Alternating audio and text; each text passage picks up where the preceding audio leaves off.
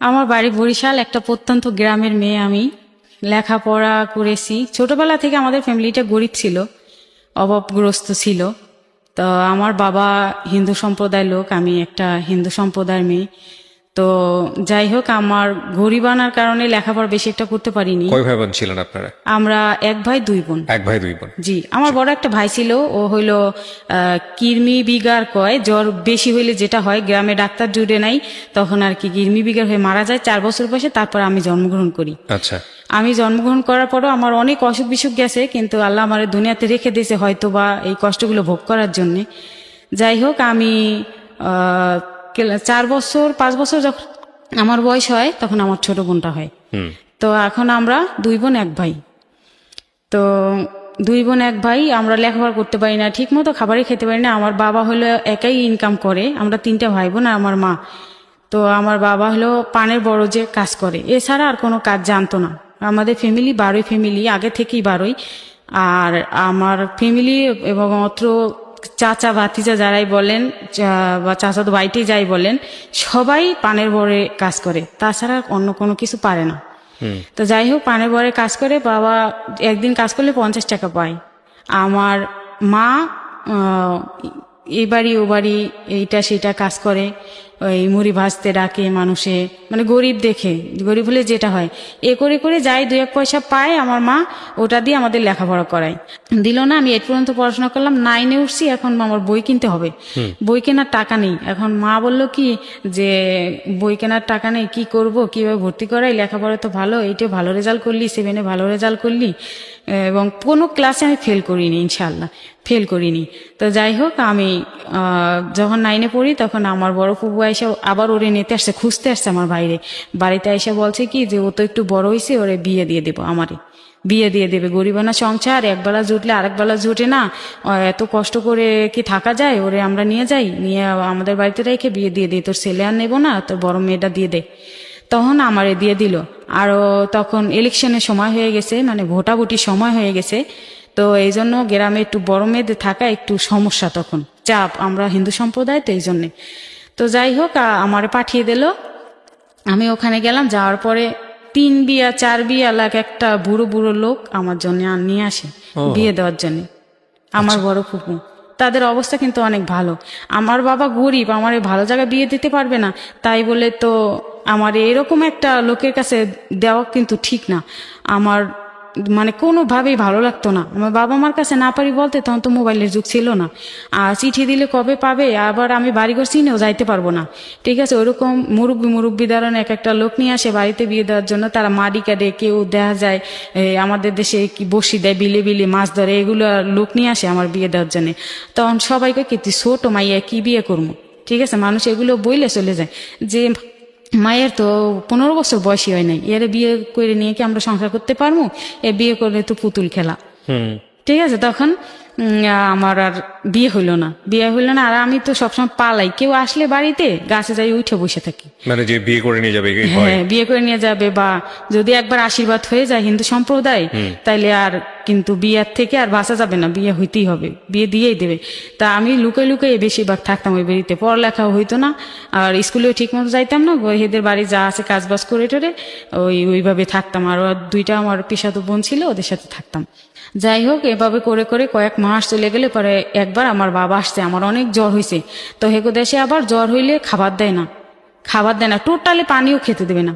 তখন আমার মানে মইরা যাওয়ার অবস্থা, মানে কি, এই যে একাধারে রোজা রাখতেছি, এখন যেমন কষ্ট হচ্ছে তখন ওইরকম কষ্ট হইতো। যাই হোক, অনেক কষ্ট, মানে মইরা যাই যে অবস্থা। তখন আমার বাবা আসছে আমার নেওয়ার জন্য, বলছে কি যে ওর কি হয়েছে শুনছি, মানুষের লোকের কাছে কাছে শুনছে যে আমার অসুস্থ, 15 দিন থেকে জ্বর, তখন টাইফয়েডের মধ্যে চলে গেছে। তখন আমার বাবা আইসা বললো কি যে তোরে বাড়ি নিয়ে যাই, তোর অবস্থা তো খারাপ, আর 2-1 দিন গেলে মরে যাবি। তখন আমার নৌকায় করে করে বাড়ি নিয়ে আসছে। কিভাবে বাড়ি নিয়ে আসছে আমি বলতে পারবো না, ও ছোটবেলার কথা। অনেক কষ্ট করে আমার বাড়ি নিয়ে আসছে নৌকা করে শোয়াইয়া। তখন নিয়ে আসছে, সবাই বলছে কি মেয়ে তো আর বাঁচবে না, যে অবস্থা টাইফয়েড জ্বরে, আর না খাওয়াই 15টা দিন এই যে বাইসে আছে, এটাই তো অনেক ভাগ্যের ব্যাপার। তো যাই হোক, এরপরে বাবা নিয়ে আসলো, নিয়ে আসার পরে ক্লাস 9-এ তখন পড়ি, ফাইনাল পরীক্ষা দিলাম।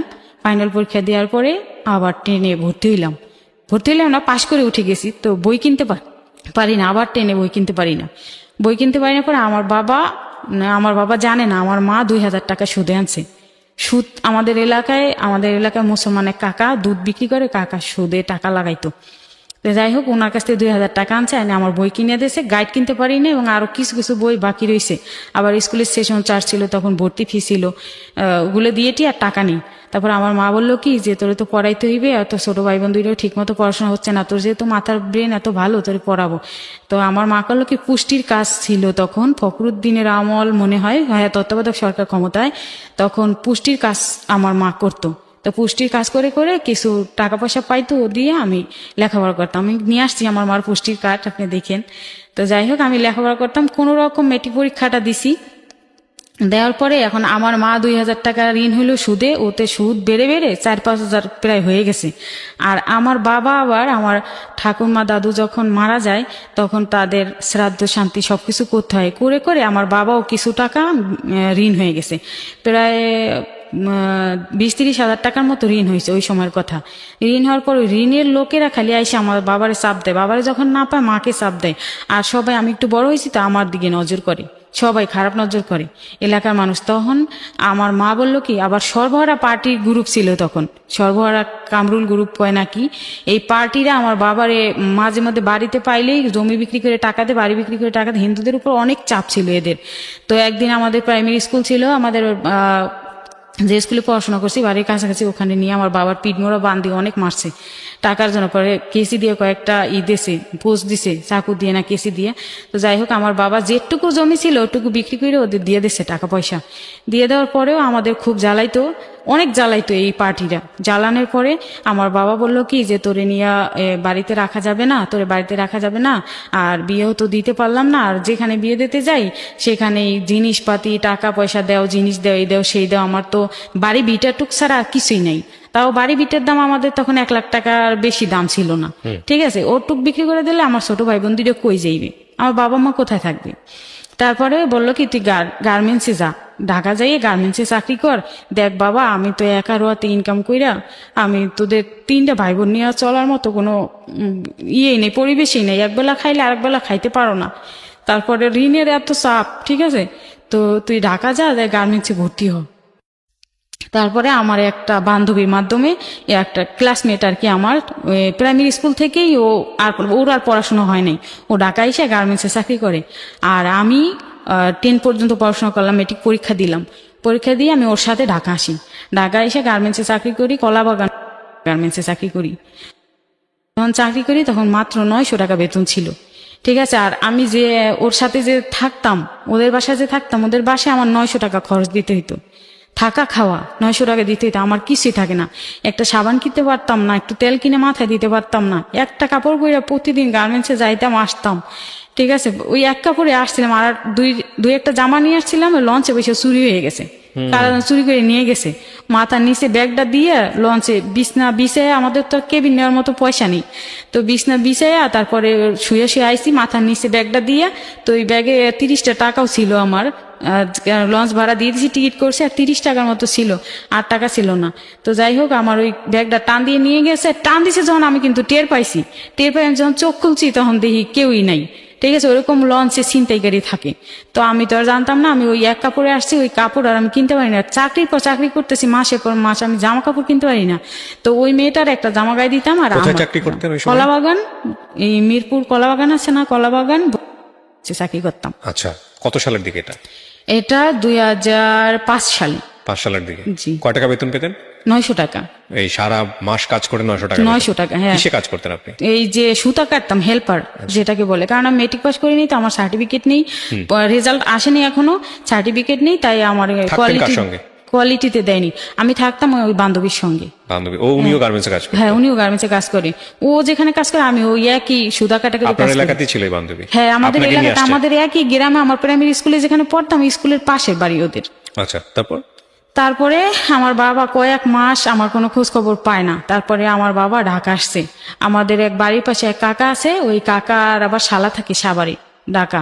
তো ওই কাকার বাড়িতে আমার বাবা আসে 5-6 মাস। তখন আমার চাকরি বয়স হয়ে যায়, আমার জন্ডিস হয়েছে, আমার অনেক জন্ডিস হয়েছে। এখন বাবা আমার বাসা খুঁজে পায় না, কারণ বাবা শুধু কারো কারো কাছে হয়তো শুনছে যে আমি কলাবাগান গার্মেন্টসে চাকরি করি। আমি রায়বাজার মুক্তি সিনেমা হলের সামনে দিয়ে আমার যেতে হয় আসতে হয় গার্মেন্টসে যাওয়ার সময়, ওইখানেই আমার বাসা। কিন্তু বাসাটা বাবা চিনতো না। তখন আমি গার্মেন্টস থেকে একদিন যাই, খুব ক্ষুধা লাগছে, মনটা খুব খারাপ। আর রাত 8টায় ছুটি হয়, 9টা 10টা 2 ঘন্টা বাসায় থাকি, 9টা 9:30 পর্যন্ত বাসায় থাকি, 10টার থেকে আবার নাইট ডিউটি শুরু হয়। এরকম কন্টিনিউ প্রায় 10-15 দিন ডিউটি করতেছি। ডিউটি করতে করতে আমার জন্ডিস ধরে গেছে, ওর ঘুমা না খাওয়া, আরো কাজের পর কাজ। হেল্পারদের তো প্রচুর পরিশ্রম গার্মেন্টসে, ঠিক আছে। আর আমি যে বাবাকে ফোন দিব, বাড়িতে ফোন দিব, 1 মিনিট ফোন করলে 10 টাকা। তখন মানুষের মোবাইল দিয়ে দূরে দূরে দোকান ছিল একটা একটা, তখন 1 মিনিট ফোন করলে 10 টাকা, আর মিস কল দিলে 5 টাকা। তা আমি কোথায় পাবো টাকা? আমার কাছে তো টাকা না। আমি তো সেই রায়বাজার নিমতলা থেকে হেঁটে হেঁটে সেই কলাবাগান যাই আর ডিউটি করি, আবার হেঁটে হেঁটে আবার বাসায় আসি। আর ওদের বাসায় খাই কি সব দিয়ে খাওয়াই তো আল্লাহ, আলু টালু, মানে পচা আলু, পচা পেঁয়াজ এইসব কিনে টিনে আনতো। 900 টাকা যে দিতাম, ওরা হালাল করে নেয়নি আমার টাকাগুলো। আমার কষ্টের হালাল টাকা ইনকাম, কিন্তু ওরা হালাল করে নেয়নি। যাই হোক, আমি ওইভাবে খেয়ে খেয়ে 15 দিন গেল, আমার জন্ডিস মন্ডিস হয়ে লিভার টিভার নষ্ট হওয়ার পথে। তখন আমি গার্মেন্টস থেকে বাসায় যাচ্ছি, ছুটি হয়েছে, বাসায় যাচ্ছি, অনেক লোকজন তো একসাথে যাই। তখন আমার কানে আওয়াজ আসে যে আমার বাবার মতো কণ্ঠ পাওয়া যায়, ঠিক আছে। আমার কানে আওয়াজ আসে, কিন্তু আমি চতুর্দিকে তাকাই, আমার বাবাকে দেখি না। হঠাৎ করে একটা কলা বিক্রি করে একটা লোক দেখি, আমার বাবা ওইখানে বসে বসে ওই কলাওয়ালার সাথে কথা বলতেছে। উনি আমাদের এলাকার, ঠিক আছে, ওনার সাথে কথা বলতেছে, ওনারে চিনছে তাই।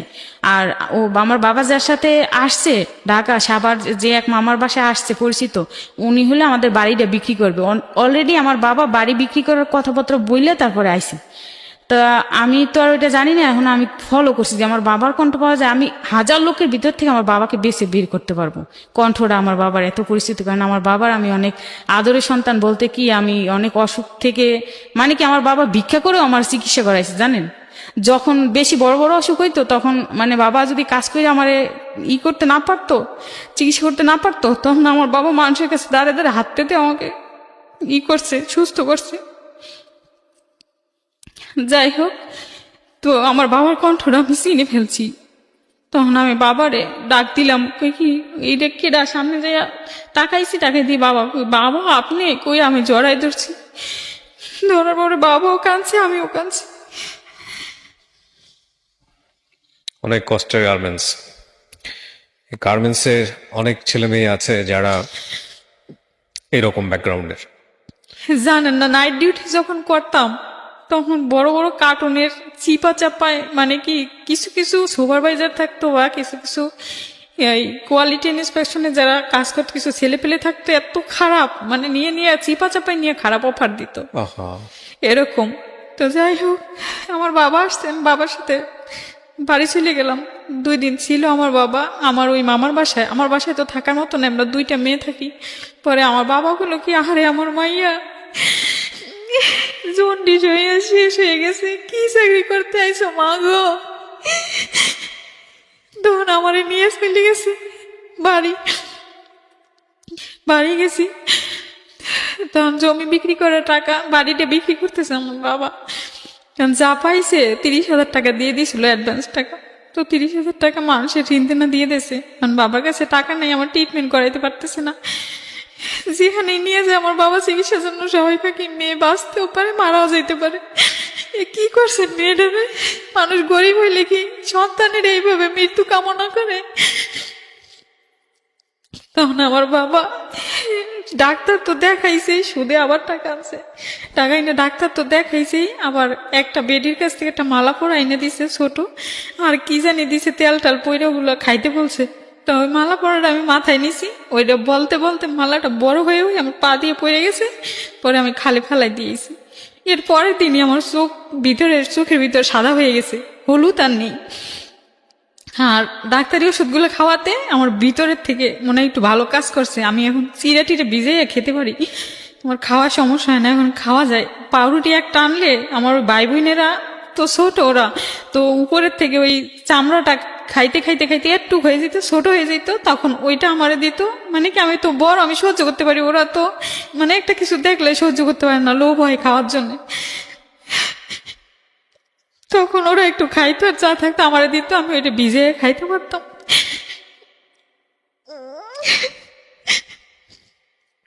পরে কয়েকদিন গেল পরে আমি ভাবলাম কি আমার ভাই বোন দুইটা ছোট ছোট, আমি কষ্ট করি কিন্তু ওদের কষ্ট আমার সহ্য হয় না।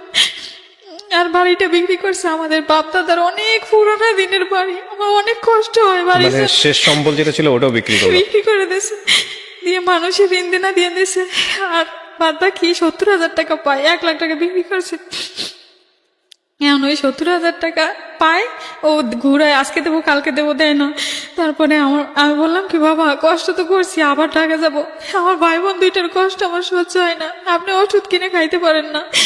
একদিন যদি পান ভাঙলে গায়ে অনেক গরম লাগে, পান ভাঙে পান গুছতে হয়, পেট চেপে বসে আপনি গরম লাগে, বাবার হাই প্রেশার, অনেক অসুস্থ হয়ে যায়, আবার 2 দিন কাজ করতে পারে না। তখন একদিন যদি বাজার করে আরেকদিন করতে পারে না। 5 কেজি চাউল আনলে তখন 10 টাকা ছিল কেজি চাল, মোটা চাল ছাড়া তো আর চিকন চাল খাই না আমরা, তো মোটা চাল টাকার জন্য যা কিনতে পারে তাই।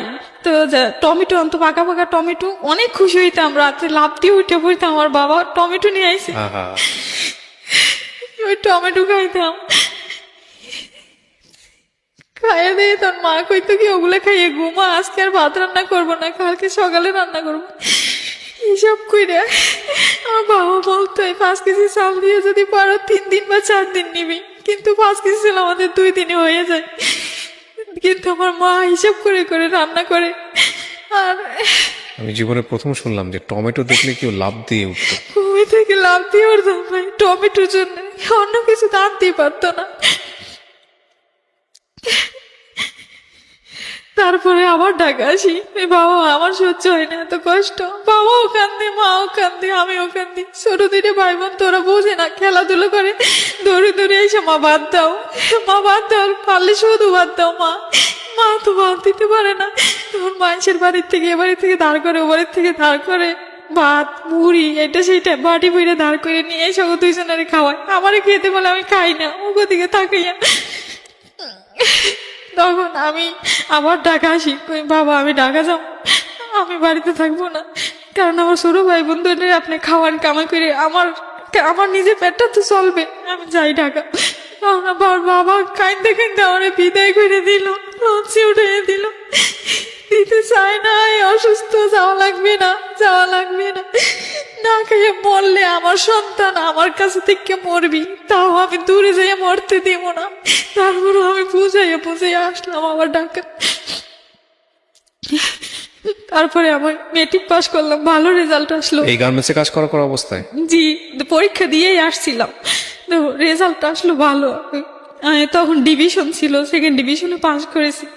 তখন আমি ওই সার্টিফিকেট চাইছিল যে গার্মেন্টসে যাই, ওই গার্মেন্টসে চাকরি শেষ, জন্ডিস হয়েছে, বাড়ি গেছি ছুটিতে 3 দিনের, এখানে 15 দিন চলে গেছি দূর করে তারাই দিয়েছে, কারণ ওই মালিক ছিল শ্রীলঙ্কান, মালিক খুব কড়াকড়ি ছিল, ঠিক মতো বেতন ওভারটাইমও দিত না। তো যাই হোক দূর করে তারাই দিছে। পরে ওখান থেকে আইসা জিগাতলা ওই গার্মেন্টসে চাকরি নিলাম। যখন আমি চাকরিতে যাই সব জায়গা দেখি, গার্মেন্টসের সামনে যাই, টানানো দেখি, কাগজ দেওয়া পোস্টার টানানো দেখি, তো ওতে কি কি লেখা, কোন সেকশনে নিবে, কিরকম লোক নিবে, কিরকম লোক চাই, এগুলো লেখা দেখতাম। তারপর ওই গার্মেন্টসে ঢুকতাম 1 তারিখে, ঠিক আছে। কোনো সময় দেখা যায় 10 জন নিচে 20 জন আমরা রয়ে গেছি, ঢুকতে পারলাম না। পরের দিন আবার ডেট দিত, কালকে আসো, তো পরের দিন আবার যেতাম। গেলে পরে হয়তো বা আমার ভাগ্য ভালো ছিল, তাই আমি ওই গার্মেন্টসে চাকরি পাইছি, চান্স পাইছি কোয়ালিটিতে। চান্স পাওয়ার পরে আমি যখন কাগজপাতি নিয়ে PM স্যারের রুমে ঢুকি, PM স্যারের রুমে যখন ঢুকি তখন দেখি একটা লোক বসা, ওর পাশে আমি একটা খালি চেয়ার পাইছি, ওখানে বসছি। বসার পরে PM স্যার আমার ইন্টারভিউ নিলো, যে হেল্পারে কতটা সুতা কাটছি, কিভাবে কি করছি, কাজ করছি, কতটা পারি আর কি, সেটা উনি ইন্টারভিউ নিলো। এবং কোয়ালিটিতে যেভাবে যে কাজ করতে হবে ওগুলো আমার একটা লোকেরে শিখাই দিতে হলো, ওনার নাম ইব্রাহিম। বললো যে ইব্রাহিম তুমি একে নিয়ে যাও, একে নিয়ে যাইয়া তুমি সবগুলো শিখাও, পারে কিনা, যদি একবার শিখাইলে যদি পারে তাইলে নেওয়া যাবে। তখন আমারে নিয়ে যখন যায় তখন ওই লোকটা আমার দিকে কেমন করে জানি তাকাই রইছে। এটা আপনি ফলো করেছেন? এটা আমি ফলো করছি। হ্যাঁ, তো এখন আমি গেছি, যাইয়া ইন্টারভিউ নিয়ে আবার আসছি। আসার পরে ওই চেয়ারে যখন পাশের চেয়ারে আবার বসছি, ওই লোকটা আমার দিকে তাকাই আছে না, আমার কয় কি তুমি হিন্দু? আমি কই কি হ্যাঁ আমি হিন্দু। কেন? বলছে তোমার নাম কি? আমি বলছি বাবার নাম কি বলছি।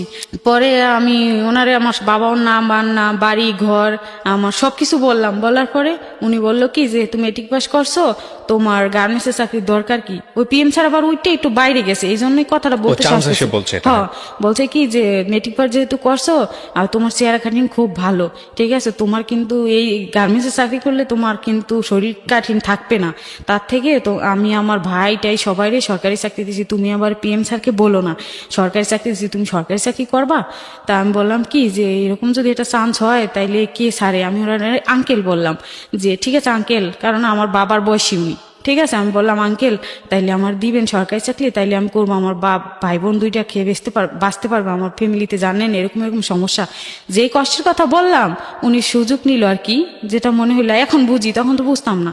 তা বললো কি যে আচ্ছা তুমি তাইলে একে বইলো না, একে যদি চাকরি দেয়, তুমি তো ভালো করছো ইন্টারভিউতে, তোমার মনে হয় চাকরি দিবে, তো চাকরি দিলে তুমি এখানে কয়দিন করো, তারপর তুমি বাড়ি যাইয়ে চেয়ারম্যান সার্টিফিকেট আর নিয়ে আসবা, এই কি জানি মেট্রিক পাশে সার্টিফিকেট নিয়ে আসবা, 2 কপি ছবি, সাদা কালো পাসপোর্ট সাইজের ছবি নিয়ে হাতিরপুল কাঁচা বাজার মোড়ে দেখা করবা। ঠিক আছে, আর উনি ওনার একটা মোবাইল আছে, ওনার তখনকার মোবাইল খুব রেয়ার মানুষের কাছে থাকতো, খুব রেয়ার। কারণ আমি শুনেছি যে রংপুরের ভিতরে শুধু রওশনের সাথে এরশাদের পরে শুধু ওনার কাছেই মোবাইল ছিল, এরকম শুনছি ওনার মুখে। যাই হোক, ওনার বাড়ি ছিল রংপুর, উনি ওনার ঠিকানা বললো, নাম বললো যে ভয় পাইও না, আমার বাড়ি রংপুর, আমি কাপড়ের ব্যবসা করি, রেস্টুরেন্টের ব্যবসা করি, আমি হাতের পুলে রেস্টুরেন্ট আছে আমার। আমি বললাম যে লোকটা কোট টোট পরা, ঠিক আছে, লোকটা তো আসলে ভালোই মনে হয়। তো আমি সারাদিন কাজ করলাম ওই গার্মেন্টসে, আর ওনার কথা আমি মন থেকে সরাইতে পারতেছি না, শুধু ভাবি যে আমার সরকারি চাকরি হবে, আল্লাহ আমি সরকারি চাকরি করতে পারবো, মানে অনেক, মানে নিজের কাছে নিজে খুব ভালো লাগতেছে যে আমার ভাই বোন দুইটা অনেক সুখে থাকতে পারবে, আমি টাকা পয়সা পাঠাইতে পারবো বাড়িতে, অনেক খুশি লাগতেছে। তো এটা চিন্তা করে তাড়াতাড়ি করে 2 দিন এখানে ডিউটি করলাম, 3 দিনের দিনে আমি ওই গার্মেন্টস সাইডে আমি বাড়ি চলে গেলাম। তাও একজনের কাছ থেকে 500, উজ্জ্বল নামে একটা ছেলে ছিল কোয়ালিটি আমার পাশের, ওই ছেলের কাছ থেকে 500 টাকা দাঁড় করছি। দাঁড় কইরা ওই সময় দ্রুতি গাড়ির টিকিট ছিল 180 টাকা আমাদের বাড়ির, আমার যাতায়াত ভাড়া হয়ে যাবে 500 টাকায়। তা আমি তাড়াহুড়ো করে বাড়ি গেলাম, যাইয়া আমার বাবাকে বললাম কি বাবা আমি আর সরকারি চাকরি হবে, আমার এক লোক বলছে গার্মেন্টসে যাওয়ার পরে এক লোকের সাথে আমার পরিচয়, সে বলছে সরকারি চাকরি দিবে। তো বলছে আচ্ছা ঠিক আছে, যদি সরকারি চাকরি দেয় তাহলে আমি চেয়ারম্যান সার্টিফিকেট আইনে দিই। বাবা আবার গ্রামের লোক তো অত কিছু বোঝে না যে আবার কোনো খারাপ কোনো কিছু বা কিছু, ওইসব বাবার মাথায় নেই। তো মা আবার ওইগুলো একটু করে বেশি, মা আবার চিন্তা করে বেশি, করে বড় মেয়ে ঢাকা শহর দিছি, ঠাকুর তুমি জানো, মা যেভাবে বলে। তো যাই হোক, আমি কই কি যে সমস্যা নাই মা, তুমি টেনশন করো না, তো আমি যাই, তো কি হয় হইবে জীবনে। তারপরে গেছি চেয়ারম্যানের কাছে, যাইয়া চেয়ারম্যান সার্টিফিকেট নিয়ে আসছি। চেয়ারম্যান আঙ্কেলটা আবার খুব ভালো, উনি জুব্বাধারী লোক, 5 ওয়াক্ত নামাজ পড়ে, উনি সৌদি থেকে হজ করে আসছে। উনি বললো মা তুমি কেন চাকরিতে যাবা, তুমি কেন এই দেখো ঢাকা শহর থাকো, তো চেয়ারম্যানের কথা আমার মনের থেকে যাবে না, বলছে ঢাকা শহর থাকো তো বুঝে শুনে চাকরিতে যাইও, খবরদার, ঢাকা শহর কিন্তু বেশিরভাগ অনেক ষড়যন্ত্র লোভে পড়ে অনেক মেয়ের জীবনও চলে গেছে, আর তুমি গরিব বাপের সন্তান, তোমার বাপে যে একটা আইনানুক ব্যবস্থা নিবে তাও কিন্তু তোমার বাপের নাই, কোনো সামর্থ্য নাই, বা সেরকম বুঝেন না, অশিক্ষিত গ্রামের, মানে কি বোঝে না কিছু হালচাল ঢাকার। তো যাই হোক, তুমি বুঝে শুনে চইলো বাবা, ঠিক আছে। এই কথাটা বলার পরে না আমার কলজের ভিতর একটা বাড়ি মারলো, ঠিক আছে না, আমি খালি একবার আগাই 3বার পাশে, ওরা তো বড় লোক, কোট ভিলেজার পরে দেখছি ওরা তো বড় লোক, আমার যদি নিয়ে মাইরে ফেলায় না, কি করে না কি চাকরি দেওয়ার কথা কয়ে নিয়ে আমার কিডনি বেঁচে হালায়, এরকম কিছু আমার ভিতরে চিন্তা ভাবনা। আবার ঢাকাইছি, সার্টিফিকেট মার্টিফিকেট নিয়ে ঢাকাইছি, আর আমার বাবা ওই বাড়ির টাকা সব পাইছে বিক্রি কইরা না। আমার বড় ফুপু বুদ্ধি দিল কি, আমাদের এলাকায় অনেক জায়গা পাওয়া যায়, এই কয় টাকায় তুই অনেকগুলো জায়গা পাবি, আমাদের এলাকায় জমি কিনে বাড়ি কর। আমাদের এক থানার থেকে এখন যে বাড়ি ওইটা আর এক থানা, তো ওইখানে নিয়ে বাড়ি করলো, বাড়ি জায়গা কিনলো আর কি, মাটি কিনছে, কতটুকু মাটি কেনার পরে আর টাকা পয়সা তেমন নেই, বাড়ির যে ভিটা টিটা যে করবে এগুলো করতে পারে নাই। তো আর বাড়ির যে ঘরটা ওইটা দিয়ে দেওয়ার কথা ছিল, যে আমাদের বাড়ি কিনছে, কিন্তু ঘর তো দেয় না, আরো জিনিসপত্র অনেক মানে আটকাই রাখছে। ওনারা মুসলমান তো, আমার বাবা হিন্দু তো, আর হিন্দুদের উপর একটু চাপ বেশি ছিল, তো একটু চাপের মাধ্যমে ফালাইয়াই আর কি আমাদের জিনিসগুলো দেয় না। আর ঘর আর পানের বর ছিল বাড়িতে একটু, আমাদের ওই বর বাবদ আমাদের 20,000 টাকা বেশি দেওয়ার কথা ছিল, কিছুই দেয়নি। আরো বরং মানে এক পর্যায়ে কি আমার বাবা মা, আমিও তখন বাড়িতে ছিলাম, যখন ছাইরা যাই বাড়িটা, অনেক কান্না করছিলাম। এলাকার লোক আগে আমাদের খুব ক্রিটিসাইজ করছে, খুব করে চলছে, গরিব দিক আত্মীয় স্বজন কেউ আমাদের চাইরে না, দাম দেয় নেই, ঠিক আছে। আর ওই এলাকার লোক তো আমাদের দেখতেই পারে নাই, আমরা গরিব। আমার বাবার মুখে শুনছি এক সময় নাকি আমার ফ্যামিলি অনেক বড় লোক ছিল, অনেক ভালো ছিল, কিন্তু ধাপে ধাপে আমার বাবা আমাদের জন্মের আগেই কিভাবে গরিব হয়ে গেছে, ঠিক আছে, অভাব অনাটন হয়ে গেছে আমাদের জন্মের পরেই। তো যাই হোক, আমার মাও অনেক কষ্ট করছে, বাবাও অনেক কষ্ট করছে আমাদের জন্য, তারপরও মানুষ করতে পারেনি একটা ভাই বোনও। তারপর যাই হোক, পরবর্তী স্টেপে আসতেছি, ভাইরা একটু মানুষ হয়েছে। তো যাই হোক, আমি বাড়ির থেকে ওই বাড়িটারই ছাইরা ওই আমার ফুপুর বাড়িতে আমার বাবা মা ভাই বোন সব বুঝাই দিয়ে আমি আবার ঢাকা আসলাম, চেয়ারম্যান সার্টিফিকেট টিকিট সব নিয়ে আসলাম। আইসা এরপর ওই বান্ধবীর বাসায়, যে বান্ধবীর বাসায় গার্মেন্টসে চাকরি করতাম, ওই বান্ধবীর বাসায় এসে উঠছি। ওঠার পরে আমি কইলাম কি যে হিরণ, ওর নাম ছিল হিরণ, আমি করি, তুই তো লেখাপড়া করো নাই, তোরে তো নিয়ে যাইতে পারবো না, নাহলে তোরে নিয়ে গেলে আমার একটু সাহস থাকতো যে দুইজনে সরকারি চাকরি করব, সাহস থাকতো না, আমার তো সার্টিফিকেট আছে, আমি যাই আর দেখি আমি কি কয় লোকটা, আমি চাকরিতে ঢুকবো, সরকারি চাকরি, বাড়ির থেকে এগুলো নিয়ে আইসি। তখন কইলো কি বুঝে সুইজে যাইস, আমি কি আচ্ছা ঠিক আছে। তারপরে আমি আসছি ওনার ওইখানে চাকরির জন্য। ওনারে আইসা ওনার যেভাবে বলছে, হাতিরপুল কাঁচা বাজার মোড়ে নামবা, যে কোনো একটা ফোনের দোকান থেকে আমার এই নাম্বারে একটা ফোন দিবা, তাইলে আমি এসে রিসিভ করে নিব, আর যদি আমি না থাকি লোক পাঠাই দিব, তুমি তার সাথে যাবা। আচ্ছা, তারপর যাইয়ে 10 টাকা দিয়ে একটা ফোন দিছে ওনারে, 1 মিনিট কথা বলছি, ওর নাম বলছি করে চিনছে। তখন উনি আসছে, আইসা বললো কি আনছো, উনি আসছে, অন্য লোক পাঠায়নি। তখন আমি সব দিলাম, দেওয়ার পর বলছে এই তো ঠিক আছে, খুব ভালোই হয়েছে কাগজপাতি, তো কালকে নিয়ে যাবো তোমারে ওখানে, এই কাগজপাতি তো দরকার, ভালো কাগজে আনছো, ঠিক আছে আসো। আমি ওনার এরপরে উনি বললো কি যে আমার কাকার আঙ্কেল ডাকো না, তুমি আমারে অন্য কিছু ডাকো। তা আমি বললাম কি যে আপনি তো আমার বাবার বয়সী, আপনার আঙ্কেল ডাকো না, কি করুম? বলছে কি না অন্য কিছু ডাকে। তাহলে আমি বলি আমারে বলে কি তোমার আমি নাতি ডাকবো, তুমি তোমার দেখতে আমার নাতির মতো লাগে। আমি ওনার বললাম কি তাইলে আপনার আমি নানাই ডাকি। ঠিক আছে, আমি নানা ডাকলাম। এখন বারবার খালি নানা বলে প্র্যাকটিস করতে কয়, ঠিক আছে। তা আমি প্র্যাকটিস করলাম, আমার নিয়ে খাওয়ার রেস্টুরেন্ট হাতিরপুল কাঁচা বাজার মোড় দোতলায়, এখানে উঠাইয়া রীতিমতো খাওয়াইলো আমারে। জীবনে আমি কোনোদিন মুরগি পোড়া খাই নাই, যেটাকে বলে কি মুরগির গ্রিল না, ওইগুলো আমি কোনোদিন খাই নাই। ওগুলো দিছে আমার খাইতে, একটু খাই দেখলাম কি কেমন জানি লাগে, ভালো লাগে না। তখন সস টস কি জানি আবার ভরাই দিল, এরপর ভালো লাগছে, এরপরে খাইছি। খাওয়া দাওয়ার পরে ওই কাগজগুলো দেখে বলছে কি 3 তলায় চলো। আমি বলছি কেন? বলছে কি 3 তলায় চলো, এখন তো সন্ধ্যা হয়ে গেছে, তুমি অত দূর যাবা কিভাবে? আমি কই রায়বাজার নিমতল, অত দূর কোথায়, আমি 20 টাকা 30 টাকা রিক্সা ভাড়া চলে যেতে পারবো, তাতে কি হয়েছে? আরো কথার দরকার আছে, চাকরি করবা কিরকম কি, ইন্টারভিউ তো অবশ্যই নেওয়ার দরকার আছে তোমার কাছ থেকে, যেহেতু আমার ভাই ঘরে আমি চাকরি দিছি বিনে লেখাপড়ায়, তারা লেখাপড়া করে না, তার ঘরে আমি ফায়ার সার্ভিসে সরকারি চাকরি দিছি, পুলিশে সরকারি চাকরি দিছি, এবং ওনার বাবাও সরকারি চাকরি করতো, এবং উনি যে 2 ভাইয়ের চাকরি দিয়েছে তারা আসলেই মূর্খ, এবং আসলে সরকারি চাকরি তাকেও দিয়েছে। পরবর্তীতে গেছি, জানছি, দেখছি। তো যাই হোক, আমি বললাম কি যে কি ইন্টারভিউ আছে, আমি তো এগুলো বুঝি না ভাই, আপনি কি ইন্টারভিউ নেবেন? আপনি কি এখানে অফিস কোনো? অফিসে আমার আছে, আমি নিয়ে যাবো, মানে তুমি চলো 3 তলায়। গেলাম 3 তলায়, যাওয়ার পরে কাউন্টারের পাশে 3 তলায়, ওটার হোটেলটার নাম ছিল হোটেল 3 তলা, তার নিচে খাওয়ার রেস্টুরেন্ট 2 তলা, 4 তলাও ওনারই হোটেল, 5 তলাও ওনারই। তো 3 তলা পর্যন্ত আমার নিয়ে গেছে, কাউন্টারের পাশে 108 নম্বর রুমে আমারে রাখছে। রাখার পরে ওখানে ছোট একটা খাট আছে, রুমের ভিতরে ফ্রিজ আছে, টিভি আছে, সমস্ত কিছু সাজানো, ওখানে আমার রাখছে। রাখার পরে আমি বলছি কি বসো, তোমার কাগজপত্র তোমার কাছে থাক, আমি বাইরের থেকে তালা মাইরে রাখি, তুমি থাকো, নাইলে হয়তো আমার রংপুরের সব স্টাফ আছে হোটেলে, ওরা ডিস্টার্ব করতে পারে, আমি বাইরের থেকে তালা মাইরে আমি একটু বাইরে অফিসের কাজে যান ধানমন্ডি থানায়। তা আমি বলছি আচ্ছা ঠিক আছে, তাইলে আপনি কি এখানের মালিক নাকি?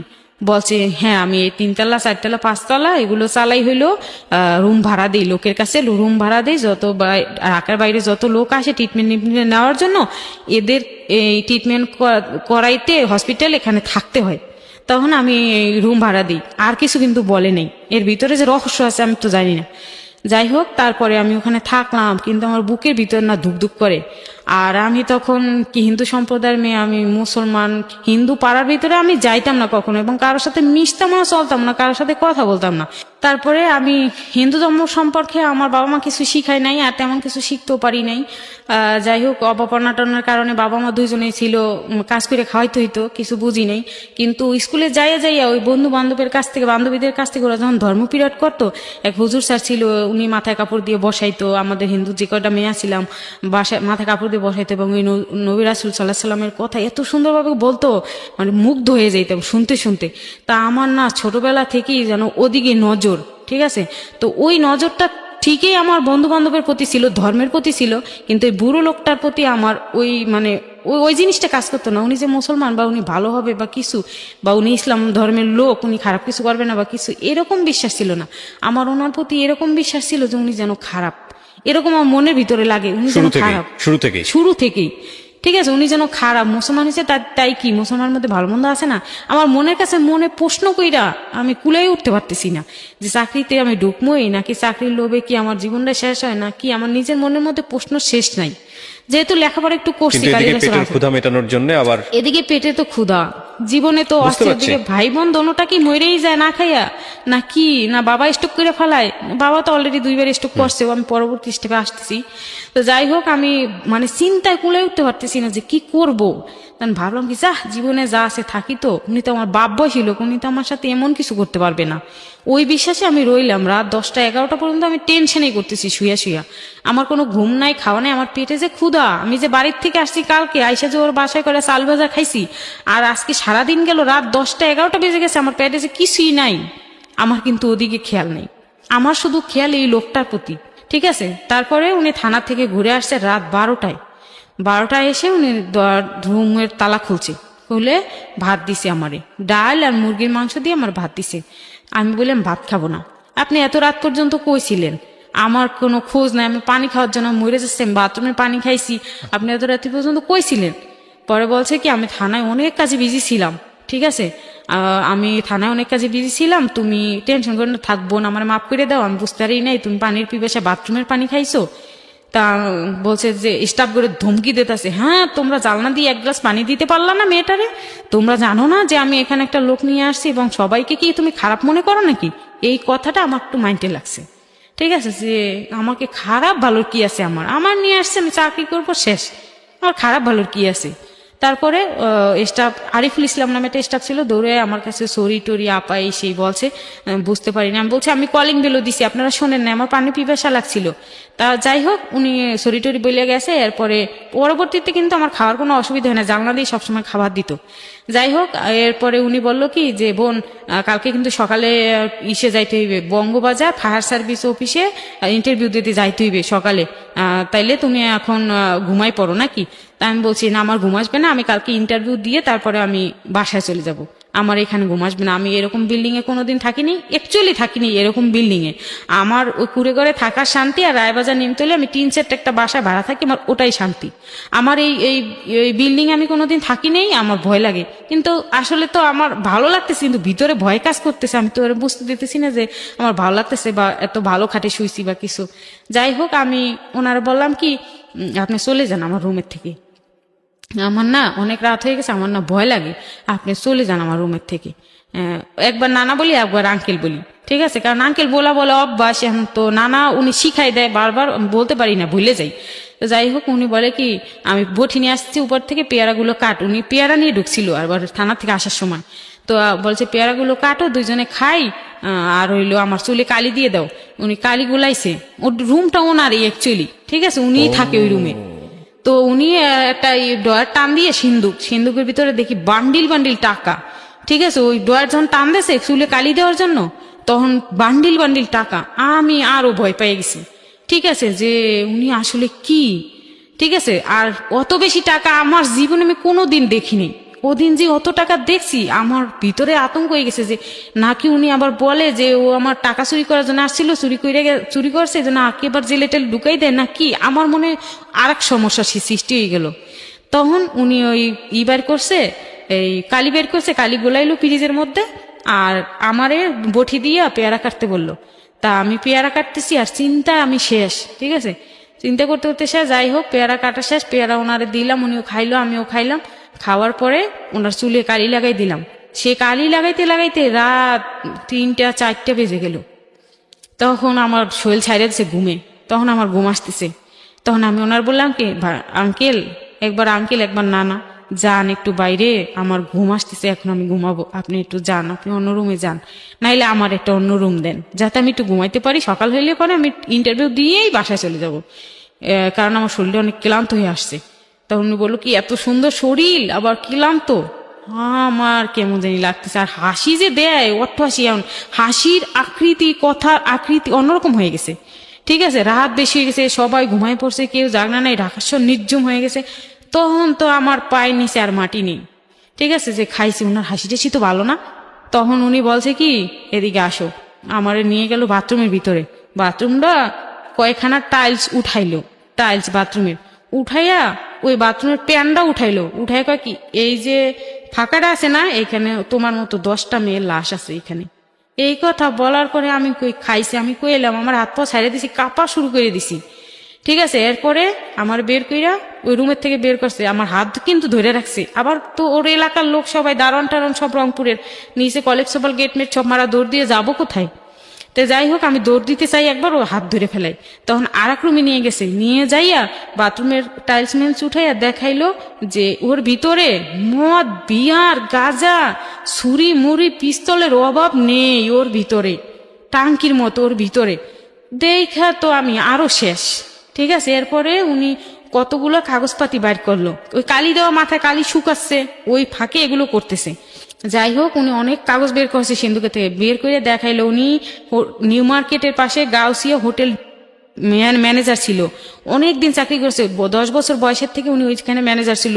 এবং উনি হোটেলের মালিক, উনি হোটেলের মালিক, উনি মালিক, উনি মাসে লক্ষ লক্ষ টাকা ইনকাম করে। সিন্ধুক খুলে দেখাইলো এত টাকা আমার, এত স্বর্ণ গহনা আমার, আর স্বর্ণ জিনিস যা দেখি সিরা কাটা, মানে কি আস্তা না, কোনো চেন কানের দুলটু ছিঁড়া বিরা। তা আমি ওগুলো দেখে ভাবি কি যে উনি কি হাইজ্যাক মাইজ্যাক করে আনছে মানুষের থেকে, ছিঁড়া বিরা কে স্বর্ণগুলো। তখন আমি ভাবলাম কি যে থাক, আমার ওদিকে কোনো লোভ নেই, আমি 2 টাকা মানে গরিবের ঘরের মেয়ে, আমার ওই টাকার দিকে লোভ নেই, আমার স্বর্ণের দিকে লোভ নেই, আমি যা চুপচাপ থাকি। এখানে একটা জিনিস ইন্টারাপ্ট করছি প্রিয় দর্শক এবং শ্রোতা, সেটা হলো উনি বেশ কিছু প্রতিষ্ঠানের নাম এখানে বলছেন। যেহেতু আমরা ইনভেস্টিগেটেড শো না, আমরা একেবারে সরজমিনে গিয়ে ইনভেস্টিগেট করতে পারিনি, সেহেতু আমরা ওই প্রতিষ্ঠানের নামগুলো এখানে মিউট করছি। এবং আমরা মূল গল্পের জায়গাটা অক্ষত রাখতে চাই, শুধু এই মেসেজটা দিতে চাই, আগাগোড়া আপনারা শোনেন, শোনার পরে আপনার ব্যক্তিগত জায়গা থেকে কিছু না কিছু লার্নিং আছে আজকের স্টোরিতে। বাট আমাদের অনুষ্ঠানের উদ্দেশ্য, আমাদের জীবন গল্প বলেন বা অন্যান্য যে অনুষ্ঠানগুলো আছে, সেই অনুষ্ঠানগুলোর উদ্দেশ্য কাউকে হেয় করা নয়, কিংবা কারো দিকে প্রশ্ন বানে বিদ্ধ করা নয়। এই কারণেই বলছি, কারণ আমরা ইনভেস্টিগেট করতে পারি না, সরজমিন ইনভেস্টিগেট। কারণ উনি যেই লোকটি সম্পর্কে এখানে কথাগুলো বলছেন হয়তো সত্য কিংবা মিথ্যা হতে পারে, যেহেতু ইনভেস্টিগেট করা হয়নি, সেই জায়গাটা থেকে আমরা তার পরিচয় এবং অন্যান্য যে বিষয় এখানে আসছে সেগুলো আমরা গোপন রাখছি। কিন্তু আমরা গল্পটা, ওনার জীবন যে সাফারিংটা বা যে ঘটনাগুলো হয়েছে সেগুলো আমরা এখানে তুলে ধরতে চাই। জি বলেন। তারপর সবগুলা অরিজিনালি সত্য কথা এবং প্রমাণ সহ আমার কাছে আছে। আমি জানি আপনি যেটা বলছেন এটা আপনি, আমি জানি এটা সত্য, কিন্তু আমাদের অনুষ্ঠানের এটা একটা লিমিটেশন, এটা আমাদের ডিসক্লেমার। কারণ আমরা চাইলেই ওনাকে, যেহেতু ওনাকে আমরা এখানে নিয়ে আসিনি, যেহেতু আমরা ওনাকে এখানে বলা যেতে পারে প্রশ্ন করার সুযোগ পাচ্ছি না। হ্যাঁ, আপনি যেটা বলছেন সেগুলো সেই সময়ে গিয়ে প্রমাণ করার সুযোগ নাই, এটা অতীত জীবনের অনেক কথা, আজ থেকে 5-7 বছর আগের কথা। হ্যাঁ, আপনি যে প্রতিষ্ঠানগুলো বলছেন সেই প্রতিষ্ঠানগুলো এখন নাইও বাংলাদেশে। হ্যাঁ, তো সেই জায়গা থেকে যেহেতু ওই পরিমাণ ইনভেস্টিগেট আমাদের এখানে হয়নি, সুতরাং আমরা এটা প্রচার করতে পারছি না।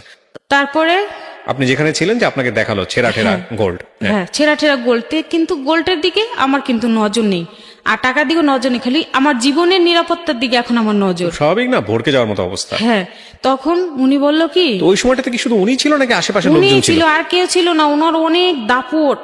ঠিক আছে, ওনার উপর দিয়ে কথা বলার মতো একটা প্রাণীও নেই। ঠিক আছে, একটা মানুষও নাই। তো যাই হোক, উনি আমারে যা কথা বলে ধমকি ধমকি দিয়ে কথা বলে, একটা মানুষও কিন্তু আসে না। আর আমি একটু জোরে কান্দি, এই চপ চপ চপ, জোরে কানবি না, এখানে জোরে কান্না করার জায়গা না। তা আমি বললাম কি আপনি আমার সাথে খারাপ কথা বলতেছেন কেন? ওই মানে কালি শুকাইতে শুকাইতে ওই অস্ত্র মস্ত্র সবকিছু দেখাই ঠেকাই যখন নিয়ে আসছে আমারে, নিয়ে আসার পরেই খারাপ মানে করতেছে আমার সাথে। যেমন আমি শুইলে পরে আমার পেটের উপর হাত দিতেছে, আমার কাজ করে শোয়াইতেছে, আবার সিট করে মানে সোজা হয়ে যাচ্ছ, এরকম করতেছে।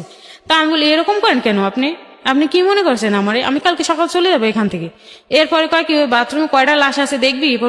হাত দিয়ে ঢুকাইয়া, পলিথিনের ভিতরে হাত দিয়ে ঢুকাইয়া কতগুলো চুল বের করছে, মানে মেয়েদের চুল, বড় বড় চুল। তখন আমি মানে হয়ে গেছি। এরপরে উনি বারবার আমার সাথে জোরাজুরি করতেছে। এবারে আমি ওনারে কি বলবো, আমি ওনারে মানে কি ধর্মের বাপ পর্যন্ত বলছি যে আপনি আমার সাথে কোনো খারাপ বিহেভ করবেন না, আমি আসছি সরকারি চাকরির জন্য, আপনি আমার এগুলো দেখেন না, আমি অনেক ভয় পাই।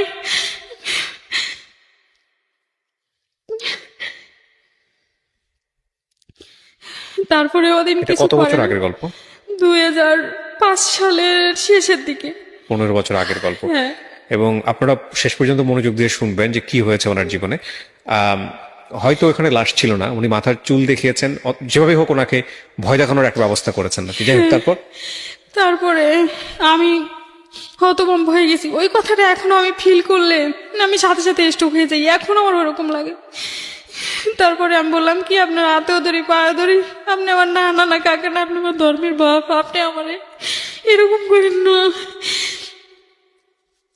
তখন উনি বলল কি যে আমার কাছে যে আসে তাকে আমি আগে মেয়ের মতো দেখি, তারপরে বোনের মতো দেখি, তারপরে তারে আমি কি বলবো, তার সাথে যেটা করায় সেটা করি, তারপরে সে যদি আমার কথার মধ্যে থাকে তাহলে থাকলো, আর নাহলে তারে কেটে ওইখানে ফেলে দিই। এই কথা বলাতে আমি আরো ভয় পেয়ে গেছি, কারণ আমি মানুষের জায়গায় মানুষ নেই। যতবারই আমাকে টাচ করতে আসে অতবারই আমি চিল্লাপাল্লা করি, আমার মুখ চেপে ধরে। ওই দিন গেল, ওই রাত গেল, সকাল হয়ে গেছে, তো ওনারও মনে হয় ঘুম চলে আসছে। উনি মাথাটা ধুইলো, ধোয়ার পর ওনার ফোনে একটা ফোন আসলো। ফোন আসার পরে মনে হয় হোটেল মনে হয় খারাপ কাজ চলতো উপরে, মনে হয় পুলিশ টুলিশ আসছে, জন্য উনি রুমের থেকে তাড়াহুড়ো করে বেরোয় গেল, বাইরের থেকে তালা লক করে গেছে। আর বলছে কেউ যদি এসে দরজা নক করে তাইলে আওয়াজ করবা না, চুপচাপ থাকবা, যা করার আমি বাইরের থেকে করতেছি, আওয়াজ করবা না, আওয়াজ করলে তোমার পুলিশ ধরে নিয়ে গেলে সমস্যা হবে। আচ্ছা, আমি আওয়াজ করলাম না, চুপচাপ থাকছি। গেট এমন বাইরেছে পুলিশ আইসা, কিছুক্ষণ পরেই কিন্তু পুলিশ আসছে। আমার থুয়ে যাওয়ার পরেই সকাল 8টা পর্যন্ত পুরোটা হোটেল অভিযান করছে। আমি কিন্তু শুনতে পাই এই রুমের খাট ভাঙে, ওই রুমের দরজা ভাঙে, এই করে সেই করে শুনতে পাই, কিন্তু আমি আওয়াজ করি না, চুপ করে আছি। একবার খাটের নিচে ঢুকি, একবার বাথরুমে ঢুকি, একবার এসে খাটের উপরে শুই আস্তে করে, যাতে খাটটা করকর না করে, এরকম। ঠিক আছে, এরকম নড়াচড়া করতে করতে দেখি যে পুলিশ আর যায় না, আর আওয়াজ পাচ্ছি পুলিশের ওয়াল এসে যে শব্দটা আসে না, ওই শব্দটা আমি আওয়াজ পাচ্ছি। তো জানলার উপর নক করে, ভিতরে কেউ আসেন, তাইলে জানলাটা খুলেন, দরজা তো বাইরের থেকে তালা, জানলাটা খুলেন, ভিতরে কেউ আসেন, আপনাদের হেফাজত করার জন্য আসছি, খুলেন। আমি তো খুলি না, আমি কি আল্লাহ। আপনি কেন খুলতেছিলেন না? আমি খুলতেছিলাম না, পুলিশ যে আসছে, পুলিশ যদি ধৈর্য আমার নিয়ে যায় থানায়, তাহলে আমি বাড়ি যেতে পারবো। আর যদি আমার না নিয়ে যায়, যদি আমার এখানে আবার রেখে যায়, আর এই লোকটার যে দাপট, যে টাকা যদি এতগুলো ধৈর্য দিয়ে দেয়, তাইলে তো আমার রেখেও যাইতে পারে। তখন উনি আমার গলা কাইটে ওই বাথরুমে নিয়ে ঢুকাই দিবে, ওই ভয় আমার। ঠিক আছে, এই জন্য আমি কিন্তু আওয়াজ করতেছি না। তো যাই হোক, ওই দিন গেল। এর পরের দিন আবার সারাদিন আল্লাহ বিল্লাহ করে কাটে। রাত্রেবেলা আমি তো হিন্দুর ঘরের মেয়ে, এই জন্য উনি পুঁইশাকের মধ্যে গরুর মাংস দিয়া উনি আমার রুমে আসছে, পুঁইশাকের মধ্যে গরুর মাংস দিয়ে ভাত দিয়ে আমার নিয়ে আসছে। তা আমি বললাম কি যে ভাত দিছে, ভাত নিয়ে আসছে, আমি বললাম কি সারাদিন খাই নেই, রাত্রেবেলা আমার জন্য এগুলো কিনে আসছেন, আমি এগুলো খাই? আমি তো হিন্দুর ঘরের মেয়ে, আপনি তো জানেন। ভালো করে প্রমাণ করে দেখেন আমার এলাকায় ফোন করে, ঠিক আছে, ভালো করে এলাকায় প্রমাণ করে দেখেন আমি হিন্দুর ঘরের মেয়ে কিনা, আমি এগুলো খাই? উনি বলেন হ্যাঁ, এগুলো কিসের মাংস, এগুলো মুরগির মাংস, হ্যান ত্যান। তারপর আমি গন্ধই পাই গরুর মাংসের, তারপর উনি বলে মুরগির মাংস। তারপরে যাই হোক, আমি অল্প কয়টা ভাত কোনো রকম খাইছি এক সাইড দিয়ে, আর সব ভাত রয়েছে। তো যাই হোক, উনি পরে ওই ভাত খাওয়ার পরে বলছে আপেল আনাইছে, বার্গার আনাইছে, এই সেই খাবার দিয়ে রুম ভুইরা ফেলাইছে ওই দিন রাত্রে। মনে করছে কি খাওয়াইলে পরে যদি আমি ওনার অকৃতকর্ম কাজগুলোতে যদি রাজি হই, কোনোভাবে আমি রাজি না। যাই খাওয়াই আমি কিছু খাই না, আমি একটু মুখে দিই, পিছন দিয়ে বাম হাত দিয়ে ফেলে দিই, আমার ভালো লাগে না। আবার ভাবি বিষ টিস মিশিয়ে আনছে নাকি, বা ঘুমের ওষুধ আনছে নাকি।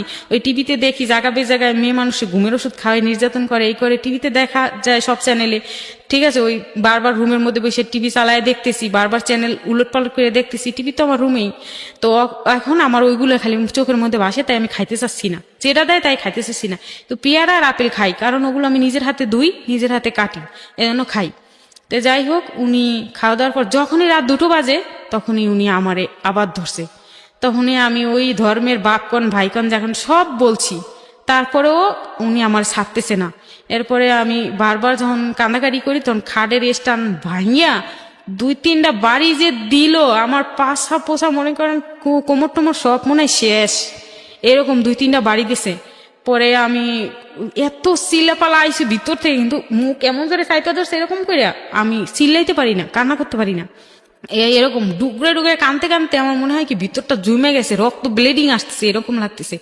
তারপরে উনি কি করলো, এই আবার ওই বাথরুমে নিয়ে ওইটা দেখাইলো, দেখবি মানুষের মাথার খাবরা আছে এইখানে, দেখবি থাক দেখাবো না তোরে, তুই যদি আবার র্যাপ ট্যাপ যদি কোনো সময় আসে যদি আবার বইলে দাও থাক, তোরে আর ওগুলো দেখাবো না। এই হোটেলের মধ্যে অনেক ভয়ানক কিছু আছে, তোরে দেখাইতে পারি কিন্তু তোরে দেখাবো না। মায়া মানুষ তো বিশ্বাস করতে নাই, যদি কোনো সময় এখান থেকে সুইটে যাইতে পারো তাহলে তো আমার 12টা বাজবে। এই কথা বলার পরে আমি বলছি, এমনি তো ভাই আমি এখন যা বুঝতে পারলাম, আমার এমনি তো ওগুলো দেখার আশা আমার আর নাই, আমার ভিতরটা শেষ ভাই, আপনি আমার যদি একটু মুক্তি দিতেন, আমার চাকরি লাগবে না ভাই, আমি জীবনে বাঁচতে চাই।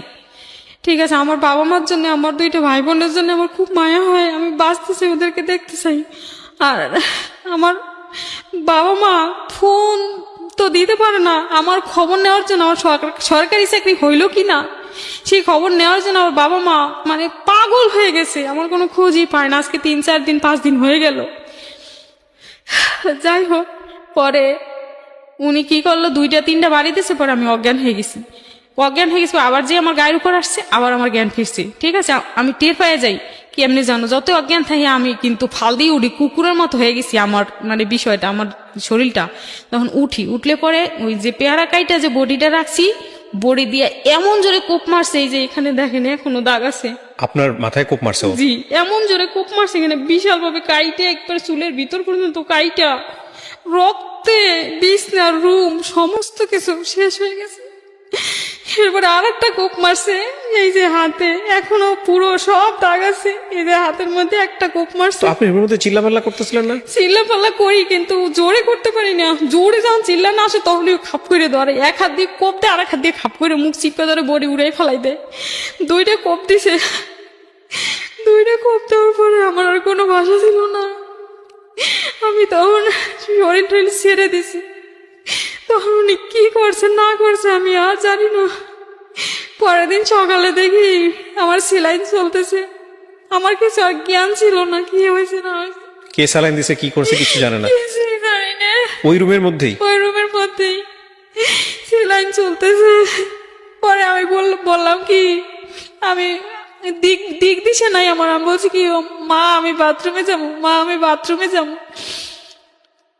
তখন উনি ওনার ভয়ানক চেহারাটা নিয়ে আমার সামনে আসছে, কয় চলো আমি বাথরুমে নিয়ে যাই। সেলাইনটা খুলছে, স্ট্যান্ড থেকে খুলে আমার বাথরুমে নিয়ে গেছে। আমি বলি কি আমার সেলাইনে সুই খুলে দেন, আমি দরজা লাগাই বাথরুম করুন, না সেলাইনটা আমার হাতে দেন, আমি আপনার সামনে প্রসাব করুন। কিসের জন্য আমি আপনার সামনে প্রসাব করতে পারবো না? কয় তোর তো সবই দেখছি। এটা বলে তো আমার আমি দুনিয়াতে আমি আর নাই। বলছে তোর তো সবই দেখা শেষ, আমার তুই আমার সামনে প্রসাব করলে সমস্যা কি? তারপরে তখন আমি আরো বেশি কাঁদছি, কানবি না তাহলে তুই মরে গেলে তোর লাশ তোর বাবা মা পাবে না, ওই বাথরুমের ভিতরেই চলে যাবে তোর লাশ বুড়িগঙ্গায় চলে যাবে, তুই কোনোদিন বাবা মার দেখা পাবি না, কান্দিস না। পরে আর কান্দি না। পরে আবার একদিন যাই, পরের দিন রাত্রে ওরকমই, পরের দিন যাই, আমি মোটামুটি মৃত্যুর মুখোমুখি হয়ে গেছি এখন। এরকম করতে করতে পরে উনি আমারে কি তাবিজ নিয়ে এসে খাইলো নাকি আমি বুঝতে পারলাম না। 3-4 দিনের মাথায় আমি যখন মানে মরার মতো প্রায় শেষ আমি, তখন কি জানি আমারে খাওয়াইলো এই যে ছাতু ঠাতুর মতো ওই জাতীয়, ওর ভিতরে তাবিজ ছিল। ঠিক আছে, আর একটা বোতলের থেকে অল্প একটু পানি দিল। উনি বললো কি এটা মক্কা শরীফের কূপের পানি, এটা খাও 1 নিয়তে, খাইলে তোমার শরীর স্বাস্থ্য ভালোই উঠবে। ঠিক আছে, তা আমি ওইটা খাইছি। ঠিক আছে, মক্কা শরীফের কূপের পানি যখন বলছে তখন আমি খাইছি, কেমন যেন বিশ্বাস আসছে আমার কাছে যে মক্কা শরীফের কূপের পানি। শুনছি মানুষের কাছে, মুসলমান বান্ধবীদের যখন চলছি তখন শুনছি যে এটা বলে 1 নিয়তে খাইলে বলে যে কোনো আশা পূরণ হয়। মক্কা শরীফের পানি বিশ্বাস করে খাইলাম, আর আমি আল্লাহর কাছে বললাম, আল্লাহ আমি যেন না মইরা যাই, আমার যাই করে করুক আল্লাহ, আমি যেন জীবিত থেকে মানে অ্যাটলিস্ট বাড়িতে পৌঁছাতে পারি। হ্যাঁ, জীবিত থেকে আমি যেন আমার মায়ের বুকে যাইতে পারি, পৌঁছাতে পারি, উনি যাই করে করুক। তারপরে নিয়ত করে খাইলাম, খাওয়ার পরে মোটামুটি ভালো লাগতেছে, আর কেমন যেন আল্লাহর প্রতি বিশ্বাস আসতেছে যে আমি বাড়ি যেতে পারবো। তো যাই হোক ওইভাবে থাকলাম। থাকার পরে উনি রাত্রেবেলা কতগুলো বই নিয়ে আসছে, হাদিসের বই আর কোরআন শরীফ নিয়ে আসছে রুমে। নিয়ে আইসা বললো কি যে তোরে আমি মুসলমান বানাবো, তোরে আমি বিয়ে করবো। আমি বলছি আপনার এই বয়সে আমার এই বয়সে আপনার লাগে কিসের বিয়ে আমার? ঠিক আছে, কয় কি তুই মক্কা শরীফের কূপের পানি খাইছো না? আমি কি কয় তুই মুসলমান হয়ে গেছো।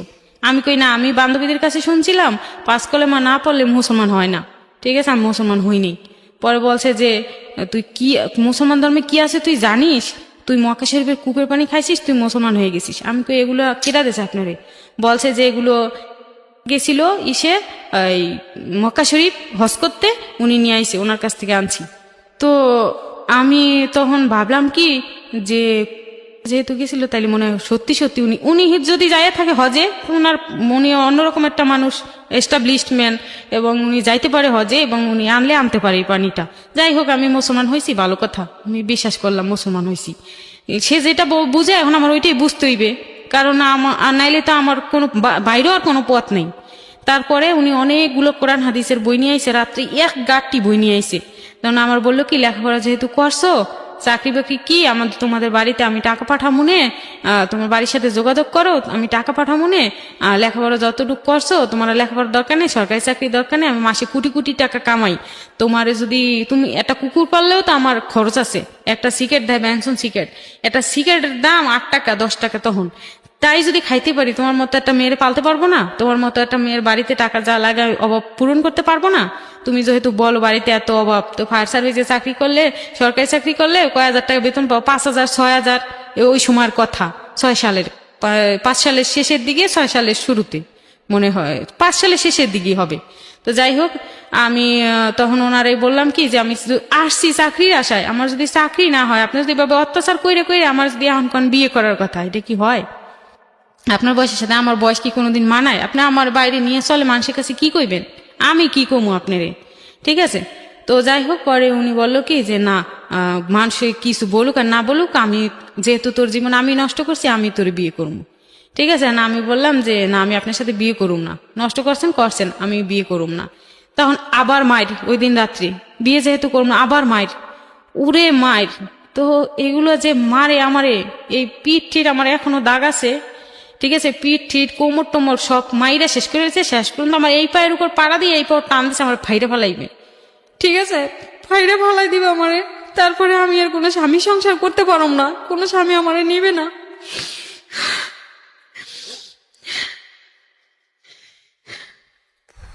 মানুষ এতটা বিকার মানসিকতাগ্রস্ত হয় কিভাবে? তারপরে আমি বললাম কি যে আপনি আমার জীবন না শ্বাস করেন না, আমি বাঁচতে চাই, আমার বাবা মার জন্য আমি বাঁচতে চাই। আমি ছোটবেলা থেকে অনেক অসুখ হইতো, আমার অনেক অসুস্থ ছিল, আমার বাবা মা আমার অনেক কষ্ট করে আল্লাহর কাছ থেকে আমার ভিক্ষা চাই রাখছে, আপনি আমার মারবেন না। তখন উনি কইলো কি, তাইলে তুই থাক, আর বাড়িতে ফোন করে কিছু কইস না, আর বাড়িতে সিটি মিটি আমাকে ফোন করুন কোত্থেকে, এখানে কি রুমের ভিতর কি আমার কোনো মোবাইল আছে? আমার মোবাইল দিয়ে 1 মিনিট কথা বলতে সুযোগ দিমু, যেহেতু তোর বাপ মা গরিব, মইরা যাইতে পারে, তোর টেনশন দিতে, এত আদরের সন্তান তুই, এত রোগের থেকে একটা ভাই মরে গেছে বড়টা, তারপরে তুই জন্মিস, তোর পর লালাডির পর লালাডি গেছে, অসুখের পর অসুখ গেছে, তাও তোরে ভিক্ষা কইরা হইলেও চিকিৎসা করাই তোরে রাখছে বাঁচাইয়া। এরপরে ছোট ভাইটা হইছে, পর বোনটা হইছে, ওদের প্রতি, বোনের প্রতি অতটা টান কারোর ছিল না আমার বাবা মার। ওরও অসুখ বিসুখ হয়েছিল, কিন্তু ওরে সেরকম একটা চিকিৎসা আমার বাপ মা করায় না, আমারই যতটা করছে। যাই হোক, তো উনি বললো কি যে তোর বাবা মার জন্য টাকা পাঠামু, তুই 1 মিনিট কথা বলার সুযোগ দিমু।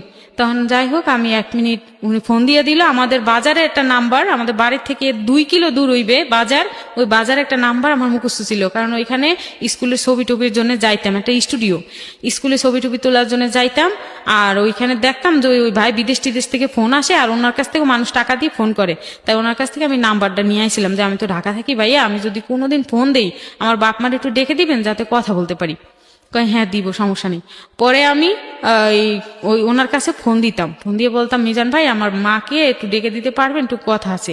তখন একদিনই ফোন দিতে দিছে। তখন আমার মা, উনি টাইম দিল কালকে বিকালে 5টার সময় ফোন দিবেন, আগামী দিন বিকাল 5টায় ফোন দিবেন। ওই টাইমের ভিতরে উনি সাইকেল চালিয়ে যাইবে, যাই আমার মায়ের খবর দিবে, মা পরের দিন আসবে, তারপর আমার ফোন ধরাই দিবে। তারপরে পরের দিন আমার মা আসছে পরে আমি যে ফোন দিছি, আমার মা আমার কণ্ঠটা পাইয়ে কানতে কানতে সাথে সাথে বেহুশ হয়ে গেছে, আর কথা হইল না, মা বেহুশ হয়ে গেছে, আমিও বেহুশ হয়ে গেছি। তারপরে ফোনটা কি আপনি ওনার নাম্বার থেকে দিছিলেন? ওনার নাম্বার থেকে ফোন দিছি। তারপর আমি বলছি মা এই নাম্বারটা রাখে দিও, এই যার কাছে চাকরি করার জন্য আইছি উনি আমারে আটকাই রাখছে, এটা বলতে দেয় না, মুখ চাইপে ধরে, এটা বলিস না দূর থেকে হয়। উনি আমারে, আমি এতটুকু বলছি, উনি ওনার কাছে আমি আসি, আমি বাইসে আছি, মা আমি মরি নাই, কইতে কইতে কান্দা ফেলাইছি, ঠিক আছে, আমি মরি নাই মা, আমি বাইসে আছি, আর আমি ওনার কাছে আসি, আমি এখনো চাকরি পাই নাই, আমি ভালো আছি মা, তোমরা টেনশন করবো না। তখন মা কইলো আচ্ছা ঠিক আছে তাহলে তুই থাক, ভালো থাকলে ভালো বাবা, আমরা তো মনে করছি তুই মরে গেছো, তুই দুনিয়ায় নাই, আমরা তো তোর মৃত্যু শ্রাদ্ধ করতে চাইছিলাম, আমাদের অর্থ নাই তাই করি নাই, আমরা মনে করছি তুই মরে গেছো, আজকে 20 দিন হয়ে গেছে। তারপরে 20 দিনের সময়, 20 দিন না 19 দিন এরকম, তো 2-1 দিন আগ-পিছ হবে, তো আমারে বলছে কি এরকম ব্যবহার করতেছে দিনের পর দিন, আমি যতই পাও ধরি হাত ধরি, কোনো লাভ নাই। আরো আমার হাদিস কোরআন শিখাইতেছে, আমার মুসলমান বানাইবে, হাদিস কোরআন শিখাইতেছে, আমিও পড়তেছি, কিন্তু উনার দিকে তো আমার কোনো ইন্টারেস্ট নাই, শুধু আমার ওই বইগুলোর দিকে এখন একটা ইন্টারেস্ট আইসা পড়লো, ঠিক আছে। বিষাদ সিন্ধু বই পড়েছি, হাসান হোসেনের জীবন কাহিনীগুলো যখন পড়ছি, আমার মনটা যেন, দিলটা যেন পরিষ্কার হয়ে গেছে, আমার খুব ভালো লাগতেছে। বিশ্বাস সিন্ধু তো রিলিজিয়াস পার্সপেক্টিভ থেকে এটা নিয়ে বিতর্ক আছে, এটা সত্য কিনা এটা নিয়ে এটা আছে। যাই হোক, আপনি পড়েছেন, আপনার মনটা ভালো লেগেছে। হ্যাঁ, হ্যাঁ, ভালো ঠিক লাগছে। আছে। তারপরে আমি কয়েকটা হাদিসের বই পড়ছি, তারপরে হাদিসের বই পড়ছি, পরে উনি বললো কি তোরে তো মেইন জিনিসটাই দেওয়া হয়নি। আমি বললাম সেটা কি? কয় নবী রাসূলের জীবন কাহিনী, আমরা যে নবীর উম্মত, সেই নবী রাসূলের জীবন কাহিনী না পড়লে তো তুই কিছু বুঝবি না। এগুলো পড়াচ্ছে আপনাকে, আর আপনার সঙ্গে প্রতি রাতে এই ধরনের কাজ করতেছে। তারপরে আমার ওই বই না দিল, নবী রাসূলের জীবনী গল্প একটা বই না দিল, ওইটা আমি পড়া শুরু করলাম। 3-4 দিনে পড়া শেষ, আর পড়তে পড়তে অজরে চোখের পানি পড়তে পড়তে আমার বুকটা ভিজে যাইতো সবসময়। আর আমি মনে করতাম আল্লাহ এতদিন আমি কইছিলাম, এখন কইছি আসলে আমি ভুল ধর্মে ছিলাম, আমার ধর্ম এখন ইসলামে গ্রহণ করতে হবে, কারণ আমার এই ধর্মটাই সঠিক। তবে ওনাকে বিয়ে করে না, আমি ধর্ম পালন করব বা গ্রহণ করব, বা আমার বিশ্বাস হয়ে গেছে এই ধর্মের প্রতি। আর আমার মা একটা কথা বলতো কি ছোটবেলা থেকে, যে আমি যখন জন্মগ্রহণ করেছি, এই কথাটা কিন্তু একটা মেইন কথা, আমার এখন ভালো করে খেয়াল হয়েছে যে এই কথাটা আমার বলা উচিত। তো এই কথাটা আমার মা সব সময় বলতো যে তুই যখন জন্মগ্রহণ করছো তখন গ্রামের বাড়ি তো দায় আনছিলাম, ছোরাব কাকা আছে আমার এক, ঠিক আছে, আমি কাকার নামটা মেনশন করতে চাই, কারণ কি ওই কাকাটা একটা ভালো প্রতিষ্ঠানে মনে হয় চাকরি করে, খুব ভালো ছিল এক সময়। তো যাই হোক, ওই কাকার মা হলো আমার দায় ছিল, ঠিক আছে। আমি যখন ভূমিষ্ঠ হয়েছি, মাটিতে যখন পড়ছি, তখন উনি আমার কানে যত রকমের লা ইলাহা ইল্লাল্লাহ মুহাম্মাদুর রাসূলুল্লাহ যত রকমের দোয়া দুরূদ আছে, উনি ওগুলো দিছে আমার কানে, পড়ছে। পড়ার পরের থেকেই নাকি আমি ছোটবেলা থেকে আমি হিন্দুদের দেখতে পাই না, শুধু বাবা মা ভাই বোনদের প্রতি টান আছে এবং ভালোবাসি, তাদের যেহেতু রক্ত, কিন্তু আমি ওই ইসলামের প্রতি একটু একটু টান ছিল আমার, বা ওটা ঠিক আছে, পছন্দ এটা করতাম। আপনি আপনার মতো করে বলছেন, বাট এটা ঠিক যে আপনিও তো মেশেননি তাদের সঙ্গে, কিন্তু একটা মানুষ হিন্দু ধর্মের সে কারণে মুসলমান তার সঙ্গে মিশতে পারবে না, বা সে হিন্দু ধর্মের সে কারণে সে মুসলমানের সঙ্গে মিশতে পারবে না। এইটা আসলে আমাদের সামাজিকতার কিছু কিছু জায়গাতে এমন ভাবে বিষয়গুলোকে সাম্প্রদায়িক চিন্তা ভাবনার খোলসে, আমি আরো যদি সহজ করে বলি, মানে এমন ভাবে বিষাদাকার করা হয়েছে একজন আরেকজনের সম্পর্কে, যে কারণে হয়তো এই ধরনের ধ্যান ধারণা জন্ম নেয়। কিন্তু ধর্মীয় জায়গাটা থেকে এগুলো আমাদের ধর্মের জায়গা থেকে আরো বেশি সহমর্মিতার হাত বাড়াতে বলা হয়েছে, তাই না? যে অন্য ধর্মের যারা তাদের প্রতি আরো বেশি সহানুভূতিশীল হও, আরো বেশি মানবিক হও, আরো বেশি ভ্রাতৃত্ব বোধ দেখাও। কিন্তু যাই হোক, আপনার ভালো লাগতো ইসলাম ধর্ম, এটা আপনি বলতে পারেন, হ্যাঁ আপনার ভালো লাগতো ইসলাম ধর্ম। হ্যাঁ, ভালো লাগতো, কিন্তু আবার বাবা মার প্রতি টানও আছে, আবার বাবা মা যে কোনোদিন ছেড়ে দেবো বা ইসলাম ধর্ম গ্রহণ করবো এরকম কিছু চিন্তা ছিল না। এবং আমার ওইটা কোনোদিন আমি ওইটা কনফিডেন্স ছিলাম না ওইটার প্রতি, এমনি জাস্ট শুনতাম বা দেখতাম বা ভালো লাগতো, এই ওটা ভিতরে ধারণ করতাম না। তারপরে কি হলো, আপনি এগুলো পড়তেছেন, কোরআন হাদিস, কোরআন তো পড়তে পারেননি তখন, হাদিস পড়ছি। হ্যাঁ, কোরআন, বাংলা কোরআন শরীফ এনে দিছে, বাংলা কোরআন শরীফ দেখে দেখে একটু একটু পড়ছি, কিন্তু হাদিসগুলো খুব সুন্দর করে পড়তে পারছি, সব বাংলা তো, এই জন্য পড়ে পড়ে আমার খুব ভালো লাগলো। এবং আমি একটা জিনিস চিন্তা করলাম যে আমার বাবা মা কি আমারে ফেলাই দিবে যদি আমি মুসলমান হই। উনি মুসলমান হওয়ার অফার দিয়েছে, আমি মুসলমান হইতে পারি, কিন্তু ওনাকে আমি বিয়ে করব না, এটা হলো এক কথা। দ্বিতীয় কথা হইলো যে আমি যদি মুসলমান হইয়া থাকি, তাহলে আমি থাকবো কোথায়, খাবো কি, কোথায় কি করব, আমার তো বাসা বাড়ি নেই বা কিছু নেই। আর আমার বাবা মা কি মেনে নিবে? আমার বাবা মা তো এই ধর্ম পছন্দ করে না, তারা তো হিন্দু, আমিও তো হিন্দু, এখন আমি কি করব? আমি এটা দোটানার মধ্যে পড়ে গেলাম। তখন উনি বললো কি যে তুই কি ইসলাম গ্রহণ করবি? আমি ইসলাম গ্রহণ করব, তবে আপনাকে আমি বিয়ে করব না, আপনি আমার বাবার বয়স, আপনাকে আমি কেন বিয়ে করব? আমি একটু চড়া করেই বলতাম এই কথাটা, যখন উনি বিয়ের কথাটা যখন বলতো। তো যাই হোক, উনি এক পর্যায়ে উনি আর বিয়ের কথা বলে না, কিন্তু দিনের পর দিন ওইভাবে মিশে যাচ্ছে আমার সাথে। ঠিক আছে, বিয়ের কথা আর বলে না, কিন্তু একজন মাওলানা নিয়ে আসলো ডাইকা নিয়ে এসে আমারে 5 কলমা পড়াইলো। এটা আপনার ইচ্ছাতে হয়েছে নাকি জোর হ্যাঁ, করে? ইচ্ছাতে না, আমি পছন্দ করে ফেলছি, হাদিস স্বেচ্ছায় কোরআন আপনি পড়বো। করেছেন? হ্যাঁ, স্বেচ্ছায় পড়েছি। আমি মানে ওই এরকম একটা জঘন্যতম সিচুয়েশনের মধ্যে ভালো আপনি কি দেখবেন? তবে এটা ঠিক যে যেহেতু উনি স্বেচ্ছায় করেছেন, তবে এটা অবশ্যই আল্লাহর একটা ক্যারিশমা। দেখেন, ভয়ঙ্কর রকমতম পাশবিক, অমানবিক এবং এটাকে আমি কি বলবো, জঘন্যতম একটা পরিবেশের মধ্যে ওনাকে রাখা হয়েছে, একটা ভয়ঙ্কর রকম পরিবেশের মধ্যে, যেটার আসলে বলার মতো কোনো ভাষা নেই। সেই রকম একটা জায়গা থেকে উনি ইসলাম ধর্ম গ্রহণ করলেন এবং এটা স্বেচ্ছায় করেছেন। পৃথিবীতে আল্লাহ চাইলে অনেক কিছু সম্ভব। এই ঘটনা আসলে এটুকুই বলার আছে, আর কিছু বলার নাই। তারপর কি হলো? জি ভাইয়া, তো যাই হোক, আমি ইসলাম গ্রহণ করছি স্বেচ্ছায়, উনি আমাকে কোনো জোর করেনি, বাধ্য করেনি। কিন্তু উনি বিয়ে করাটা উনি আমাকে বাধ্য করতেছে, কিন্তু আমি ওনাকে বিয়ে করব না। মুসলমান হয়েছি, আমাকে নামাজ শিখাচ্ছে, কিন্তু উনি যে নামাজটা শিখাইছে এটা ছিল ভুল। এখন আমি যেটা নামাজ পড়ি আমি এখন বুঝি, এখন আমি নামাজ পড়ি সঠিক। তখন যে নামাজগুলো উনি শিখাইতো, পুরুষরা যেমন পা ফাঁক করে দাঁড়ায় নামাজ পড়ে, 4 আঙ্গুল 5 আঙ্গুল ফাঁক থাকে, যাই হোক আমার ওই রকম পা ফাঁক করে দাঁড়ায় তারপর নামাজ শিখাইতো। আর আত্মাই আমার কিন্তু শিখায় নেই উনি শুধু বলছে 33 বার সুবহানাল্লাহ পড়বা, 33 বার আলহামদুলিল্লাহ পড়বা, 33 বার আল্লাহু আকবার পড়বা, তারপর সালাম ফিরেই মোনাজাত করবা। আর কিন্তু আমি এখন মাদ্রাসার এক মেয়ের কাছ থেকে, আমার মেয়ে হওয়ার পরে মাদ্রাসার এক মেয়ের কাছ থেকে আমি শিক্ষা নিয়েছি।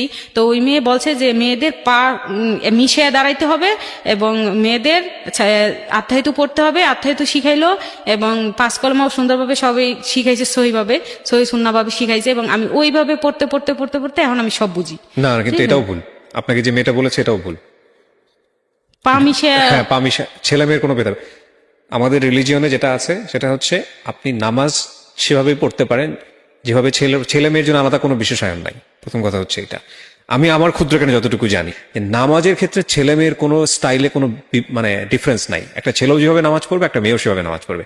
তারপরও আমি আপনাকে বলতেছি, যেহেতু আমি স্কলার না, হ্যাঁ আমারও ভুল থাকতে পারে, আপনি একজন ভালো এই মাদ্রাসায় পড়ে বলেই আপনি তার কাছ থেকে শিখে যে সে একজন পারফেক্টলি বলতে পারবে, বিষয়টা এরকম না। যে একজন ভালো আলেম তার কাছ থেকে শোনেন, একজনের না 10 জনের কাছ থেকে শোনেন, জেনে আপনি সঠিক নিয়মটা ফলো করবেন। ঠিক আছে, আপনি গল্পে যাই। তারপরে কি হলো? তো যাই হোক, নামাজ আপনি যেগুলো জোর করছিল আপনাকে বিয়ে করার জন্য, তারপর? হ্যাঁ, জোর করছিল। তারপরে আমি বলছি না, আমি আপনাকে বিয়ে করব না। 1 কথা 2 কথা 3 কথা, তারপর বলে বিয়ে যদি না করিস তাহলে আমার সাথে কালকে 5 তলায় উঠবি। আমি বলি কেন 5 তলায় উঠবো? এই অফারটা কিন্তু 20 দিনের মাথায় 21 দিন পরে এই অফারটা দিল। বিয়েতে যখন রাজি না, আমি মুসলমান হয়ে গেছি। ও আবার মুসলমান হওয়ার পরে উনি 1 গ্লাস পানি আনলো বাথরুমের থেকে না, সরি, ফিল্টারের থেকে, বাইরের থেকে পানি নিয়ে আসলো, কাউন্টার থেকে নিয়ে এসে বললো কি পানি গ্লাসটা ধর। আমি বলছি কেন? বলছে ধরলাম। বলছে যে বল ইহকাল পরকাল দুজনে তুই মুসলমান হয়েছিস মনে থেকে, এটা আগে বল। আচ্ছা বললাম, আমি মনের থেকে মুসলমান হয়েছি। আমি কি জোর করে তোকে মুসলমান বানিয়েছি? আমি কি না, এটা আমি কোনোদিন বলবো না, জোর করে আপনি মুসলমান বানানি, আমার মনের থেকে হয়েছি। আচ্ছা তুই ইহকাল পরকাল আমার সাথে একসাথে থাকবি, পানি ধরে বলতে হবে, পানি দিলে বলতে হবে। আমি বলছি না, এটা আমি বলতে পারবো না। আমি পানির গ্লাসটা দেখে ফিক্কা ফালাই দিছি পরে একটা চরমাস একবারে কান কোন ফাইটে রক্ত এখান থেকে পইরা একবার আমার পুরোটা, তখন সাদা একটা গেঞ্জি পরা ছিলাম, উনি গেঞ্জি পরাইতে পছন্দ করতো আমারে। আচ্ছা, এখানে ওনার এই জায়গাটা যাওয়ার আগে আমি আপনাকে, যারা দেখছেন এখানে, আমি জানি যে ধর্ম সম্পর্কে প্রপার একদম সঠিক জ্ঞান রাখেন বা ধর্মকে সবাই সব জায়গা থেকে একদম 100% চর্চা করেন। তার চাইতে অনেক মানুষ আছেন যারা আমরা শুধুমাত্র শুনে শুনে দেখে দেখে এই জিনিসগুলো প্র্যাকটিস করি। এই যে কসম কাটা, পানির নামে কসম কাটা, মানুষের মাথায় হাত দিয়ে কসম কাটা, কোরআন শরীফ হাতে নিয়ে কসম কাটা বা অন্য কিছু নিয়ে কসম কাটা, এটা আমাদের রিলিজিয়নের কোথাও কোনো বিধান নাই আমি যতটুকু জানি। আমি যদি ভুল বলে থাকে কেউ আমাকে কারেকশন করে দেবেন, আমি পরবর্তী এপিসোডে এসে আমি কারেকশন করব। আমি যতটুকু জানি আজকের পর্যন্ত, আমি বারবারই বলছি আমি রিলিজিয়ন সম্পর্কে খুব ভালো জ্ঞান রাখি না, বাট আমি যতটুকু জানি ততটুকু জানানোর একটা, আমি যতটুকু জানি যে আল্লাহ এটা বলেছেন যদি 1 লাইনও জানো তো সেটা প্রচার করো। তো সেই জায়গাটা থেকে সুযোগ যেহেতু এসছে আমি বলছি যে এইটার কোনো নিয়ম নাই, এটা করলে গুনাহ হবে। কসম কাটা যায় একমাত্র আল্লাহর নামে, শপথ করা যায় একমাত্র আল্লাহর নামে। সুতরাং পানি ধরে যদি আপনি বলতেনও এটা গুনাহ হতো না। যাই হোক, আপনি জানতেন ওই সময়, মনে করেছেন এটা বিশাল কিছু, এই জন্য আপনি এটা করেছেন। তারপর আমি গুনাহ কামাই করবো না, এই জন্য আমি ফেলে দিলাম।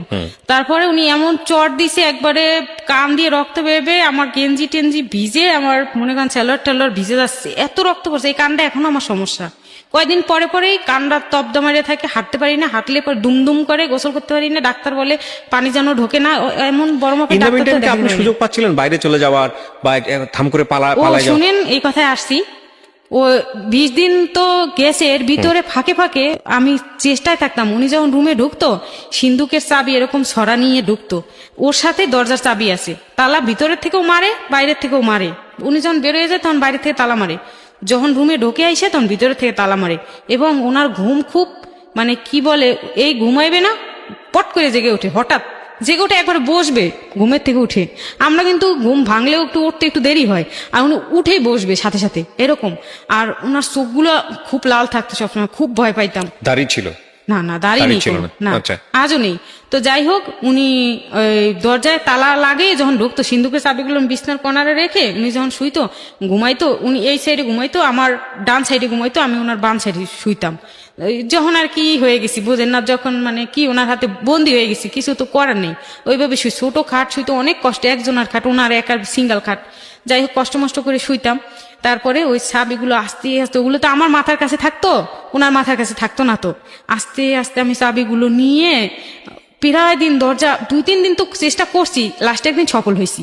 ঠিক আছে, খুলে ফেলছি তালা, খুলে গেটটা খুলছি সকালবেলা, খুব সকালে, যে আমার তো কেউ দেখবে না, আমি কোন পথ দিয়েছিলাম কেউ ধরতেও পারবে না। দিমো এক দৌড় দিয়ে কোনো রকম খালি গাপ তুলে যাইতে পারলে হয়েছে। তাইলে আমি যেমনি হোক মানুষের হাত পাও দৌড়ে, আমাকে দেশি মানুষ পাবো বরিশালের, তখন বরিশালের গাড়িতে একটা টিকিট দেবেই আমারে কেউ, হাত পাও ধরলে, তখন আমি বাড়ি চলে যাবো। আমার এরকম নিয়ে আয়, তখন গেটটা খুলে বাইরের থেকে লাগাই দিছি, ও আর বেরোইতে পারবে না, ওরে লাগাই দিছি। লাগাই দিয়ে চাবিগুলো কাউন্টার উপরে আস্তে আস্তে রাখছি, ওই 3 তলায় কিন্তু কাউন্টার, আস্তে আস্তে রাখছি যাতে চাবিতে শব্দ না হয়, দারোয়ান যাতে উঠে না পড়ে। দারোয়ান ঘুমাচ্ছে নাক ডাইক্কা, ঠিক আছে, দারোয়ান আবার ওর আপন কাকা। যাই হোক, ওই মুন্সি ঘুমাচ্ছে, যার জন্যে চাবিটা রাখছি কাউন্টারে রেখে, আস্তে আস্তে করে ওই গেটটা একটু ফাঁকা ছিল, গেটটা আস্তে আস্তে সরাইছি। কলেপসেবল গেট তো, শব্দ হইলে দারোয়ান টের পাই যাইবে, তাইলে আস্তে আস্তে একটু সরাই কাত হইয়া আস্তে আস্তে ওই গেট দিয়ে বেরোইছি। মাথা বের হয় না, টানতে টানতে কপাল টপাল ছাল উঠাই ফেলাইছি। ঠিক আছে, যদি আমি ফাঁক করতে যাই শব্দ হইবে, গেট যদি খুলতে যাই তার থেকে অল্প যেটুক খোঁজ আমি মাথাটা বের করবোই, আমার বডি যেহেতু বের হয়েছে মাথাও বেরোইবে। তারপর মাথার টান দিয়ে বের করছি, যে কোনো কপালের ছালটা, নাকটা ছাল উঠা শেষ হয়ে গেছে। তারপরেও আমি বেরোইছি, বেরোইয়া নিচে গেছি কাউন্টারে, মানে হোটেলে কাউন্টার, আনারকলি রেস্টুরেন্টের কাউন্টার, ওই কাউন্টার পর্যন্ত গেছি পরে দেখি ওখানে আরেকটা ছেলে ঘুমায় আছে। ঠিক আছে, এখন ছেলেটা এমন ভাবে ঘুমাইছে যে আমি ওরে না পারি ড্যাঙ্গায় যেতে, না পারি ওর গায়ে পাড়াতে, মানে কোনোভাবে আমি ওই গেটটা খুলতে পারি না, হাতে পাই না। ও এতখানি জায়গা নিয়ে শুয়েছে তো, হাতে ওই গেটটা পাই না। আর যদি খুলতে চাই ছেলে উঠতে আমার মায়ের শুরু করে দেবে, কারণ সবাইকে বলা আছে, আমার উপর নজরদারি করা আছে। ঠিক আছে, তো যাই হোক, আমি ওই গেটটা খুলতে পারি না। এখন গেছি জালনায়, যে বারান্দায় গেছি, এখন বারান্দায় যে গিরিল ও দিয়ে আমি যেতে পারবো না, কোনোভাবে খোলারও সিস্টেম নেই। ঠিক আছে, জালনার গিল দিয়ে যে আমি জালনা বাইয়ে যে নামবো বা কোনো একটা সিস্টেম করব, কত সিস্টেম যে খুঁজতেছি, কিন্তু নামার আর কোনো সিস্টেম নাই। এবারে আমি ভাবলাম কি, আমারে তো কালকে 5 তলায় উঠাইবে, তার সে আমি মরেই যাই, কি করব, যাইতে তো আর পারবো না। 5 তলায় কি আছে? 5 তলায় খারাপ কিছু আছে। ও মানে আপনি যদি বিয়ে না করেন তাহলে আপনাকে ওখানে দিয়ে 5 দেবে? তলায় দিয়ে আসবে, হ্যাঁ। তো যাই হোক, আমি ওইটা মনে মনে সন্দেহ করছি, এবং যে আমার ভাত দেয় জালনা দিয়ে, ও আমার কাছে বলছে, ঠিক আছে, একদিন গোপনে, ঠিক আছে, জানি না আমার এই ভিডিও দেখ শোনে কি না, আর ভালো কাজই করছিল। আর এবং ভাত করে আমার একটু বেশি বেশি দিত, পরবর্তীতে আমি খাইতে পারতাম, তো উনি মাইপো ভাত দিত, আর ছেলেটা আমার চুরি করে একটু বেশি ভাত দিত, আমি খাইতে পারতাম তখন আর কি। তো ওই আর আমার হেল্প করছিল, আমার বলছে কি, আপনি যদি সুযোগ পান আমার কথা বলবেন না, যদি সুযোগ পান পালান, নাইলে আপনারা কিন্তু অপকর্মে জড়াই দেবে। আর উপরে অনেক সুন্দর সুন্দর মেয়েরা থাকে, এরা খারাপ কাজ করে। ঠিক আছে, এই কাজ করে আমাদের এই মালিক সাহেব, ঠিক আছে, এই কাজ করে। ঠিক আছে, তখন আমি ভাবলাম কি, আল্লাহ খাইছে। তখন ওই ছেলের কথা আমার মনে মনে, আমি এখন কিভাবে পালাবো, আমার তো নাইলে খারাপ কাজে নিয়ে যাবে। আর উনি যেহেতু 5 তলার কথা বলছে, আমার আইডিয়া হয়ে গেছে ওই ছেলের কথা ঠিক। ঠিক আছে, তারপরে আমি করলাম, নামলাম দোতলায়, নেই না, ওই ছেলেরে ডাঙ্গাইতে পারলাম না, এবার নিচতলায় কিভাবে যাবো, তাহলে তো নিচতলায় আর এক গেট মারা, এই গেট তো মারা দোতলায়, নিচতলায় তো আর এক গেট মারা, তাহলে আমি তো বেরোর কোনো রাস্তা নেই। তখন আমি টেনশনে পইরা সারা হোটেল খুঁজলাম, ঘুরলাম, ও ঘুমাচ্ছে তখন, আল্লাহর কি খেলা, কি বেরোইতে পারিনি তখন, আল্লাহ জানি না। তো উনি ঘুমাচ্ছে, উনি বেরোয় না, তো আওয়াজও নেই। আমি সারা হোটেল ঘুরলাম, কোনোখান থেকে যদি একটু নামার জায়গা পাইতাম, বাথরুমের পাইপ টেপ বা কোনো কিছু ধরে যদি নামতে পারতাম। 3 তলা, আমি ফাল দিলেও মরবো না, হয়তো হাত পা ভাঙবে, 3 তলা, আমি ওরকম চিন্তা করছি।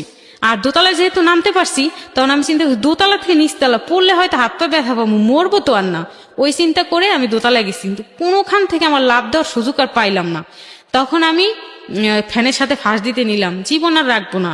ঠিক আছে, তখন আমি 3 তলায় উঠলাম, উঠে সারা রুম খুঁজে কোনার মধ্যে একটা রুম পাইছি খালি, ওই রুমে যাইয়া ফ্যানের সাথে ফাঁস দিতে গেছি, বিছনা চাদর উঠাইয়া চাদর ছিঁড়ে ওইটা গিরাইছি ভালো কইরা, গিরাইয়া এবার গলায় তো গিরাইছি, ফ্যানের সাথে গিরাইছি, গিরাইয়া খাটের উপর বসে গিরাইছি।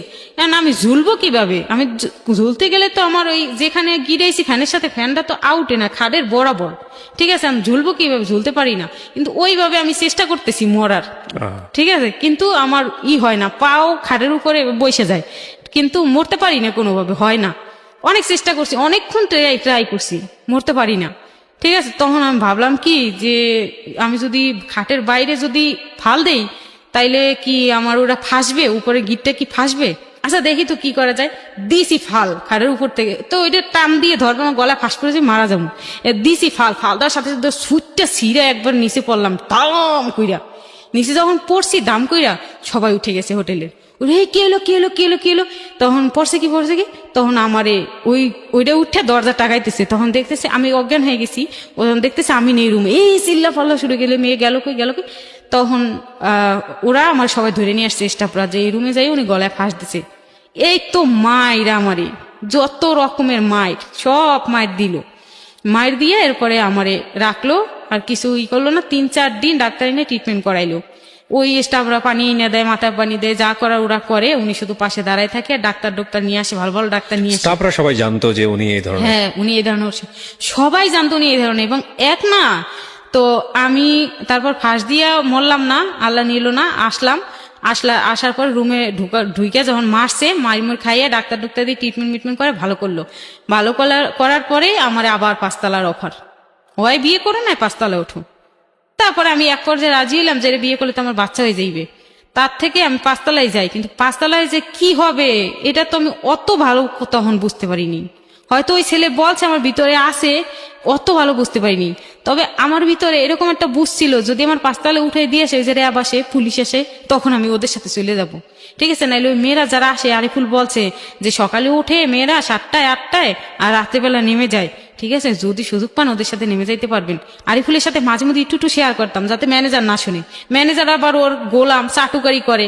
ঠিক আছে, আবার বলে দিবে আরিফুল যে সত্য কথাগুলো আমার যা বললে তো আরিফুলের বাড়ি যেই ওর বাচ্চা বউ সব মাইরে ফেলাইবে, কারণ সব রংপুরের লোক না, মাইরে ফেলাইবে। যাই হোক, পরে আমি করলাম, কাছ থেকে সহযোগিতা নিয়ে আমি সবকিছু জানলাম, এবং আমি জানি যে নামতে পারবো। ঠিক আছে, সিঁড়ি দিয়ে আমি নামতে পারবো মেয়েদের সাথে, যদি আমি 5 তলায় যাই। তারপর আমি রাজি হইলাম 5 তলায় যাওয়ার জন্য। ঠিক আছে, আমি 5 তলায় যাবো, কিন্তু আমি আপনাকে বিয়ে করব না। তারপর 5 তলায় নিয়ে যাওয়ার পরে ওই দিনেই আল্লাহর কি খেলা, ওই দিনই র্যাব আসছে ভাগ্যক্রমে। র্যাব আসার পর বাইরে ধুইরে মেয়ে করে পিটে মিটিয়ে কাউ করে ওই সব ড্রেসে এক একজন নামছে, আর আমি না, আমারে নামতে দেয় না। সুপারভাইজারের মাইরে ব্রেক করে হালাইতেছে র্যাবে, তারপর আমার দরজা এমন করে ধরে রাখছে, আমারে নিতে দেয় না। তাই সুপারভাইজার চাকরি থাকবে না যে। তো যাই হোক, আমি বলছি যে স্যার আমারে আগে নেন, আমি থানায় যাব স্যার, আমি জেলে যাব স্যার, আমার নেন না স্যার। এমনি করে আমি সুযোগ পাইছি, ফাঁক দিয়ে যে এক র্যাবের পাও জড়াই ধরছি, ওনার নাম আব্দুল হালিম র্যাবের। ঠিক আছে, যাই হোক, ওনার নামটা মনে রাখছে, উনি আমার উপকার করছিল। তো উনি আমার নামাইছে। ঠিক আছে, নামাই নিয়ে গেছে, নিচে খালি নিয়ে গেছে। নিয়ে যাওয়ার পরে একটা মুন্নি নামে একটা মেয়ে ছিল আমার সাথে, ও নামতে পারছে র্যাবের পা ধইরা। 3 তলায় ছিল ও মনে হয়, ওখান থেকে নামছে, আর আমি 5 তলা থেকে নামছি। নাইমা র্যাবের পা ধরে র্যাব নামাইয়া 2-3টা বাড়ি দিল আমার পাশার মধ্যে, ওরেও দিল, দিয়ে যা কই যাবি, যা প্রতিটা কাজ করতে আইসো। এগুলো বলার পর মারমুর খাইয়া তারপর আমি ওই মুন্নির সাথে হাঁটতে বাংলা মোটর গেছি। বাংলা মোটর যাওয়ার পর উনি তো আমার হন্য হইয়া খুঁজতেছে। ঠিক আছে, উনি তো আমার পাচ্ছে না, উনি র্যাবে কি করবে, পুলিশে কি করবে, উনি আমারই খুঁজতেছে, পাচ্ছে না। এবার আমি শরীর খারাপ ছিল তখন, আমার ওই অবস্থা, কিন্তু আমার কাজ করাইছে। তারপরে ওইভাবে আমি নামছি নাইমা, তারপরে আমি একটা টয়লেটে গেছি, ওখান থেকে আমি স্যানিটারি ন্যাপকিন ব্যাগের মধ্যে নিছিলাম, এটা একটা কথা। তো ব্যাগের মধ্যে নিছিলাম, নিয়া তারপর ওই মুন্নির সাথে আমি ওইভাবে হাঁটতে মগবাজার গেছি। মগবাজার যাওয়ার পরে একটা ছেলে পিছু লাগছে, ট্যাক্সি নিয়া, প্রাইভেট কার নিয়া, ট্যাক্সি নিয়ে পিছু লাগছে। লাগার পরে এবার বলছি, তোরা রাস্তা দিয়ে হাইটে যাচ্ছ, তোরা না অমুক খান থেকে আইসো, তোরা না হাতিরপুল থেকে আইছে? আমি বলি হাতিরপুল থেকে আইছে, ওটা তো ভালো জায়গা, হাতিরপুল কাঁচা বাজার করতে গেছিলাম। হ্যাঁ, কাঁচা বাজার করতে গেছিলে তোমরা, এটা করতে গেছিলাম। ঠিক আছে, এটা যখন বলছে তখন ভয় পেয়ে গেছি, উমুনি আরো ভয় পাইছি, কিন্তু চটাং চটাং কথা কয়, আর আমি একটু আস্তে আস্তে কথা কই, যেহেতু আমি এসব দেখিনি কোনোদিন, আর ও তো প্র্যাকটিস করা অভ্যাস, ও মুখ খারাপও করতেছে, আমি তো মুখ খারাপ করি না, আমার বাপ দাদা ওগুলো শিখায়নি। যাই হোক, তারপরে আমার মগবাজার নিয়ে গেল, ওর ট্যাক্সিতে ওর চুলে মুটকি ধইরা আমাকে দুজনের ট্যাক্সিতে উঠাইলো, একটা মানুষও কিছু কইলো না। ঠিক আছে, যে আমাদের দুইটা মেয়েরে এভাবে উঠাইলো ট্যাক্সিতে, একটা ছেলে, কেউ কিছু কইলো না। তারপরে আমাদের নিয়ে সেই মগবাজার নিয়ে গেলো, বিশাল বড় একটা মাঠ, ওইখানে ওই মাঠের ভিতরে একটা ছোট্ট একটা বিল্ডিং, ওখানে নিয়ে গেল। নিয়ে যাই ওই ছেলে ফোন করে আরো 4-5 জন ছেলে নিয়ে আইছে। নিয়ে আসার পরে ওই 4-5 জন ছেলে উড়ে দইরা আমারে তো চেক করছে, কিছু পায় না, আরো ব্যাগের মধ্যে পাইছে ওই যে আমার নেপকিন, পাওয়ার পর ওরা আমারে সিসি করলো, সিসি করে আমার বাইরে রাখলো, আমার ভাগ্য ভালো, বাইরে রাখলো। আর ওরে ভিতরে নিয়ে গেলো, রুমের ভিতরে নিয়ে ওরে সার্চ করে 9,000 টাকা পাইছে। ওই সময় কিন্তু 9,000 টাকার মূল্য, এখন কিন্তু 1 লাখ টাকার মূল্য। যেই পাইছে 9,000 টাকা, এই তো ওরে মাইরে মুইরে এমন এমন ভাষা ব্যবহার করছে, মায়ের তো খাইছে, দর্শন তো হইছে, তারপরে এমন এমন ভাষা ব্যবহার করছে, ভাষার কারণে ওরে 2 রাউন্ড গুলি করছে আমার চোখের সামনে।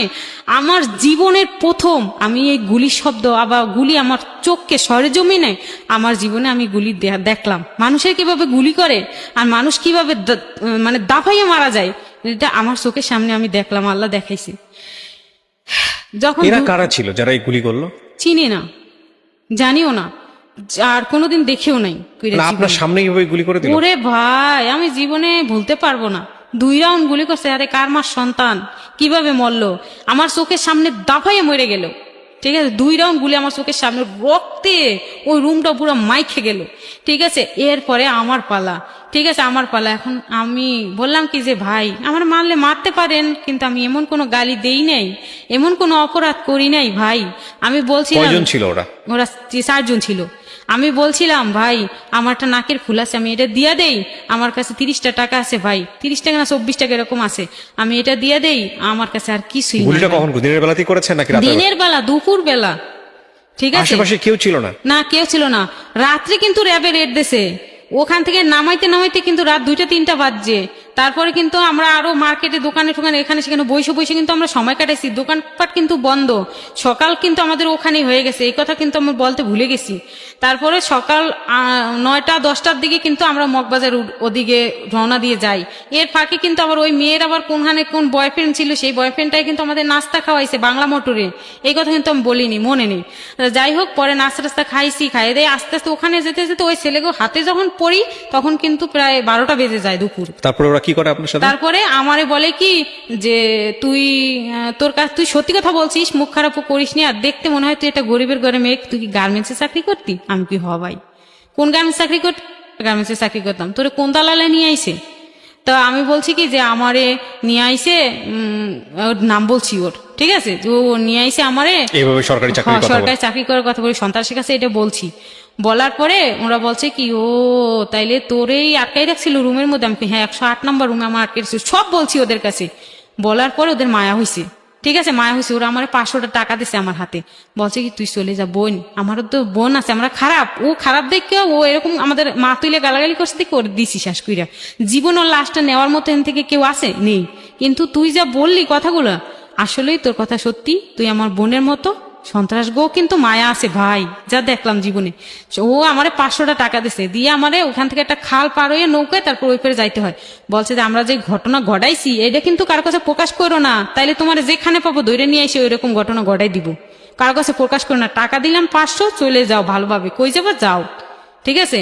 আমরা কিন্তু ওতে ওতে থাকবো তোমার পিছনে, যে কারো কাছে আবার বলো কিনা যে আমরা মার্ডার করছি, মুন্নিরে যে মার্ডার করছে।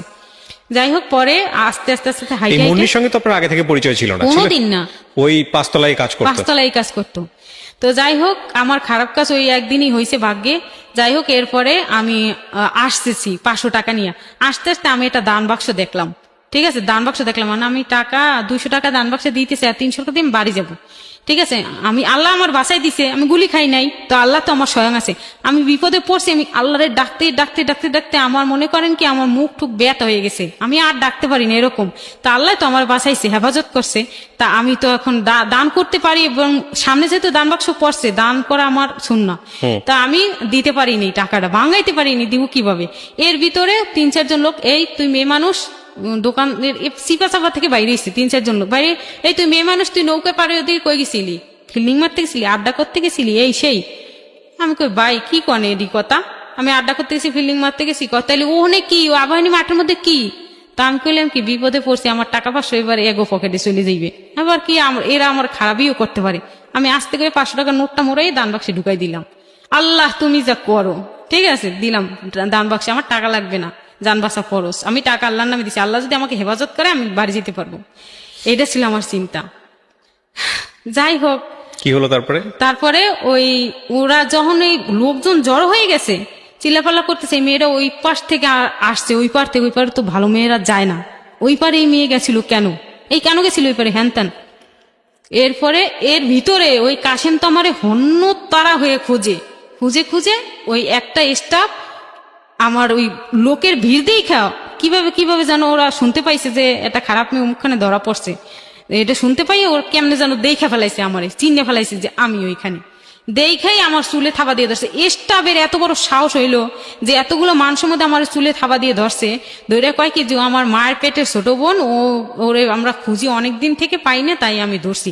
ধৈরেই ওনারে ফোন লাগাইছে, ঠিক আছে, এবং ওই স্টাফটার কাছে এবং সুপারভাইজারের কাছে মোবাইল আছে, ও মোবাইল উনি দিয়েছে, বর্তমান মোবাইল দিয়েছে, যাতে আমার খুঁজে বের করতে পারে। চুলে এমন জোরে থাবা দিয়ে ধরছে, আমার চুল ছাড়াইয়া আমার যাওয়ার আর কোনো রাস্তা নেই। আপনি এটা কোন এলাকায় ধরা খাইলেন? বাংলা মোটর। এই এলাকার মধ্যেই আপনি ঘোরাফেরা করতেছেন? এলাকার মধ্যে মানে কি, বাংলা মোটর আমি আসছি মগবাজার থেকে, আমি তো চিনি না, কোনোদিকে আমি যাইতে পারবো না, কার কাছে কি বলবো, কিরা কি বলে, আবার যৌবন তখন ইয়াং বয়স, কিরা কি আবার কোন বুদ্ধি দেয় কি করে, ওই চিন্তা মাথায় যেদিকে হাঁটতে কয়, মানে মন যেদিকে হাঁটতে চায় ওদিকে হাঁটে। তো বাংলা মোটরে আসছি, আমি ওই দিকে চিনতে পারবো, হাতিরপুল দিয়ে যদি বাংলা মোটর দিয়ে যদি আমি রিক্সা উঠি, নিউ মার্কেটের যদি যাইতে পারি, তাইলে আমি গাবতলি গাড়িতে উঠতে পারবো।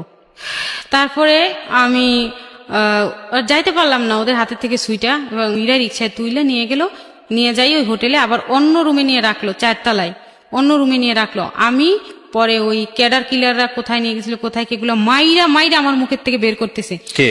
মানে এই বুড়ো লোকটা যেটা আমার নিয়ে আটকে রাখছিল এতদিন, যে লোক আপনাকে মানে সরকারি চাকরির লোভ দিল? হ্যাঁ হ্যাঁ। তারপরে আমারে ওই 4 তলায় নিয়ে অন্য রুমে রাখলো, ওইখানে ফ্রিজ টিজ টিভি টুবি কোরআন হাদিস বইটে সব ওই রুমে নিয়ে গেল, এবং ওই রুমে যাই আমি থাকতে শুরু করলাম, এবং সব বিস্তারিত আমার মুখ থেকে বের করলো মাইরা মাইরা, যে আবার মুন্নিরে ওই জায়গায় মাইরা ফেলাইছে, সন্ত্রাসীরে, সবই কইলাম ওর কাছে বাধ্য হইয়া।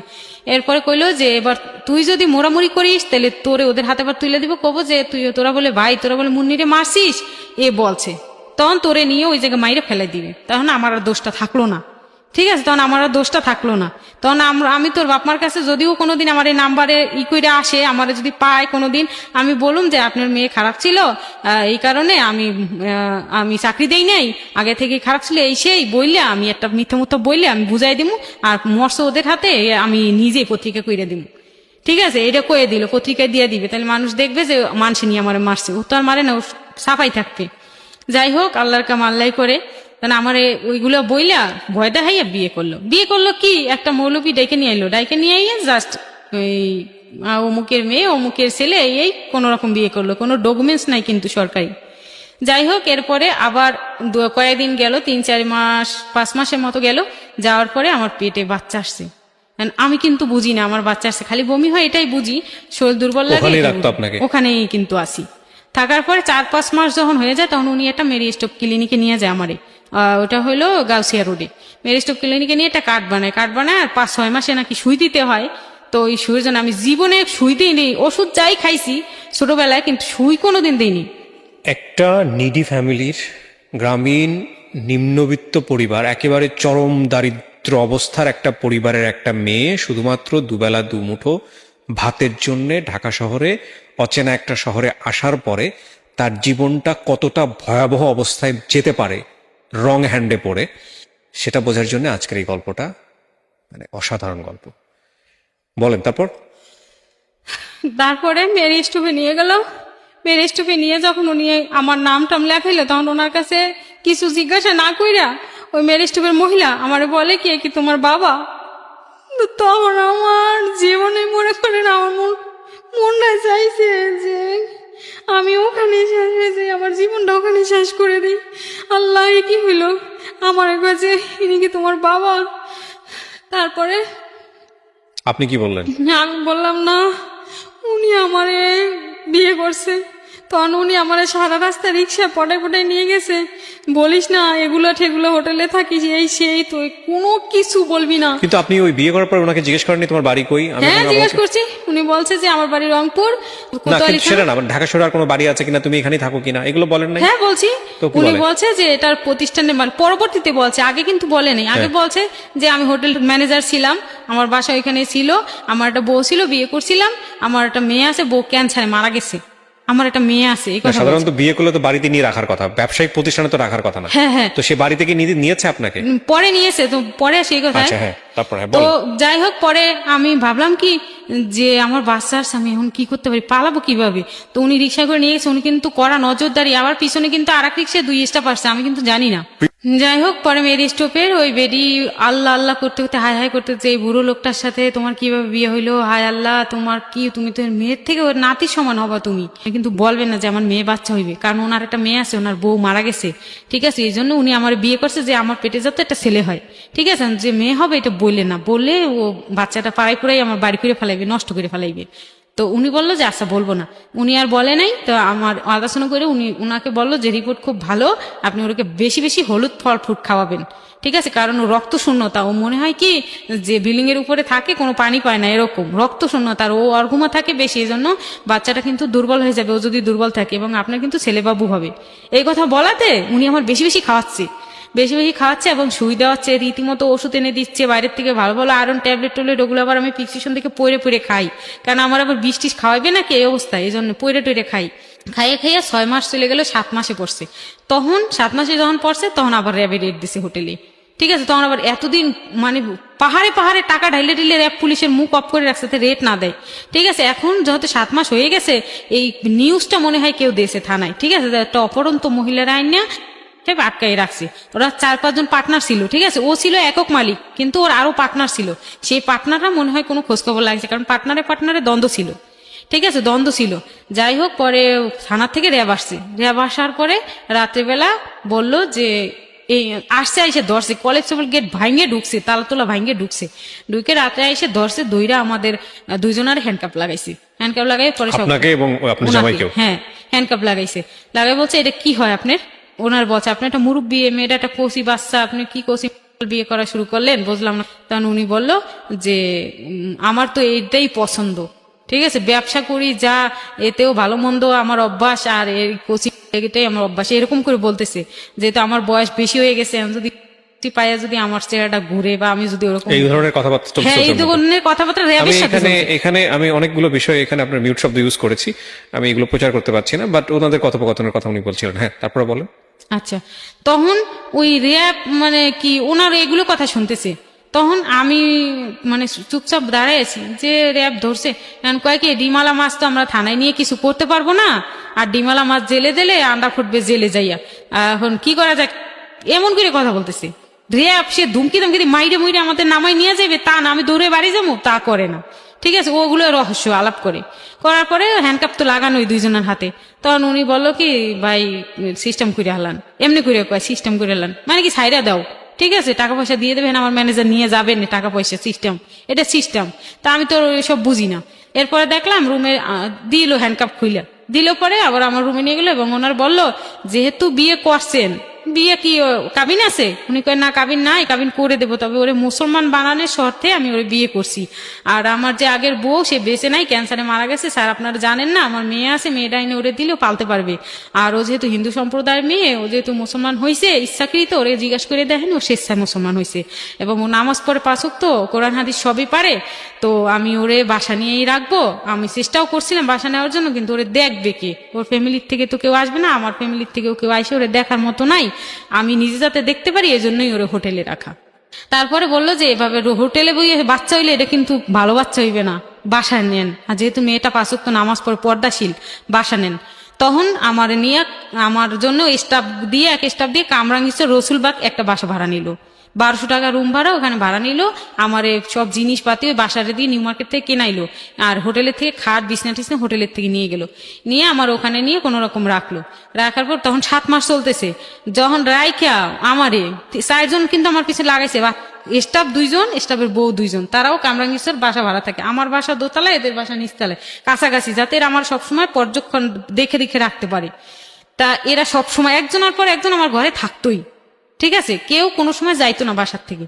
তারপরে একদিন বাসার বউ আসছে, ওনার সাথে জিন ছিল, ঠিক আছে, জিন ছিল, আমি তো আর বুঝিনি, ওনার জিনে ধরছে, উনি হাউ মাউ কাউ করতেছে, শুয়ে আমি সুযোগ পাইছি, ওই সুযোগে কয়টা টাকা নিয়ে দৌড়ে যে মায়ের ফোন দিছি, বাড়িতে ফোন দিছি। ফোন দিয়ে আমি তো মায়ের এবার কখন ডাকমু, কার জন্য কথা বলতে পারবো না, মিজান ভাইয়ের কাছে সব বলছি যে ভাই আমার মা যদি আসে বলবেন যে আমি এই জায়গা আছি কামরাঙ্গীরচর রসুলবাগে, আমার নিয়ে বাসা ভাড়া দিয়ে দিয়েছে, আর আমার সর্বনাশ হয়ে গেছে, আমার মারে বলবেন যে সে যেন ঢাকা চলে আসে, বা ওই যে লোকের নাম্বার দিছিলাম ওই লোকে আমার বিয়ে করছে, ওই লোকে আমার পেটে বাচ্চা দিয়েছে, আমার এই অবস্থা, আমার মারে কিন্তু ঢাকাইতে গেবেন, নাইলে ওই লোকের হাত পা ধরে হোক, কাইন্দে কাইতে হোক, ফোন করে যেন নরম করে, তারপর ওই লোকের মাধ্যমে যেন আসে, তাইলে আমি আর মার খাবো না।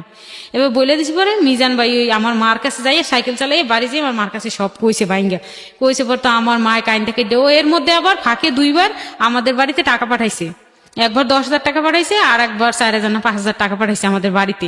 এখন আমার মা বাবা খাইয়ে পইরে মোটামুটি ভালো আছে, ওরাও স্কুলে যাইতেছে ভাই বোন, আর ওই এর থেকে কিছু টাকা আমার মার কাছে আসে।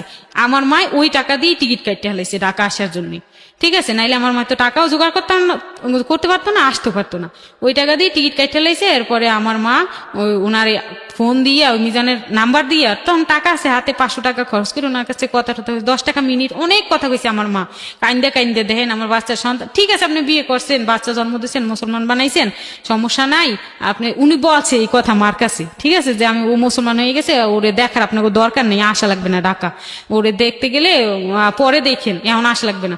তখন বলছে যে সমস্যা কি বাবা, আপনি কোন, আপনি আমার বাবার মতো কোন, আপনার মা নেই, আমি আপনার মায়ের মতো, আমার মা কইছে কোন যে সমস্যাটা কি। তখন উনি ভাঙ্গিয়া কইছে যে ও মুসলমান হয়ে গেছে, ওরে আমি বিয়ে দিয়ে দিছি এক জায়গায়, নিজে বিয়ে করছে এটা কয় না, বিয়ে দিয়ে দিছি এক জায়গায়, ওর বেবি হবে, ও আছে বাসায় আছে অন্য জায়গায়, আপনি এখন আসা লাগবে না, পরে করবেন আসবেন। তখন আমি যে ফোন দিছি এটা অফ রাখছে, বলেনি। এরপরেও মা নাসর বান্দা, মা আসবেই ঢাকা, ওনার কাছে কাইটে ফোন করলো, পর রাত্রে উনি আইসে আমারে বললো বাসায় আসছে, বাসায় ঠিক মতো আবার কিন্তু আসতো না, ওই বাসার বোনের শাহ আলমের বউরে আমার কাছে শোয়াইতো, আর ও রাত্রে ঠিক মতো বাসায় আসতো না। আমি যে একটা অপরন্ত মানুষ, আমার যে দেখাশুনো করা লাগবে, বা আপনজন আমার কেউ নাই, তাই বলে উনি বাসায় আসতো না। উনি কিন্তু হোটেলে আবার আর একটা বেডিরে ধুইরা, সেই বেডিরে দিয়ে 3 তলা খাওয়ার হোটেল করছে, আবার একটা ছোটখাটো, ওইটা চালায়, হোটেলটা চালায়, রান্না বান্না করে ওই বেডি দিয়ে, ওই বেডি নিয়ে শুয়ে থাকে রাত্রি, ঠিক আছে, ওই বেডি নিয়ে পিয়ে ওর পেটেও কিন্তু আস্তে আস্তে পর্যায়ক্রমে বাচ্চা আসছিল। তো তার ওই কথা পরে আসি, তো ওই মেয়ে নিয়ে থাকে, আমার কাছে আর আসে না, শুধু বাজার পাঠায়, ওই বাসার দিয়ে শালমরে দিক শুধু বাজার পাঠায়। তা আমি খাইয়ে দাইয়ে ভালো আছি, আর মাঝে মধ্যে যেদিন আসে আমার বাসায় এই বড় ব্যাগ বইরে চাল নিয়ে আসে, চাল বাজার টাজার নিয়ে আসে, তার ভিতরে টাকা গামছায় বান্ডে পোটলা পোটলা টাকা নিয়ে আসে বাসায়। তা আমি সেই টাকা রাত ভইরা বান্ডিল করি, ঠিক আছে, রাত ভইরা বান্ডিল করি। তা আমার চোর আমি নিয়ে আমার কোনোদিন ছিল না, তাইলে আমি কিন্তু 1 পোটলা নিয়ে বাইকে যেতে পারতাম, কিন্তু আমার কোনোদিন, আমি গরিবের ঘর সন্তান ভাই, কিন্তু আমার লোভ নেই, কোনোদিন কোনো লোভ নেই, কিন্তু লোভ আমার ছিল না, আমি তখনও অসহায় ছিলাম। যাই হোক, তারপরে আমি করলাম, আমার মা আসলো, আমার মা আইসা উনি নিয়ে আসলো, মারে যোগাযোগ করে নিয়ে আইসা আমার মার কাছে বললো যে ওর পেটে 7 মাসের বাচ্চা, এখন আমি করছি এগুলো, সেই মাপ চাইছে মার কাছে। তোর মা কইলো কি, তাইলে আপনি এখন আমাদের বাড়ি চলেন, আইসি যেহেতু এত দূর থেকে, আপনারা নিয়ে যাও, মেয়ে জামাই হিসেবে নিয়ে যাবো, আমি তো মুসলমান, ও মুসলমান হয়ে গেছে, আপনি কি হিসাবে নিবেন। তখন উনি বললো কি যে আমি তাইলে, মা বললো কি তাইলে আমাদেরও তো সম্মানের ব্যাঘাত, তাইলে আপনি কিভাবে যেতে চান আপনি বলেন। তখন উনি বললো কি যে আমি হিন্দু পরিচয়ে যেতে চাই, আমার নাম থাকবে রণজিৎ, ঠিক আছে, এবার রণজিৎ। তো যাই হোক, রণজিৎ নাম থাকবে, আর ও শাখা সিঁদুর পরে যা বাড়ি যাইবে। আমি কই না, আমি তো পর্দা, আমি শাখা সিঁদুর পরবো কেন, আমি তো মুসলমান সব শিখছি, আমি শাখা সিঁদুর আর পড়তেছি না, আমার ওটার প্রতি ইন্টারেস্ট নেই ভাই, যেটা সত্যি কথা।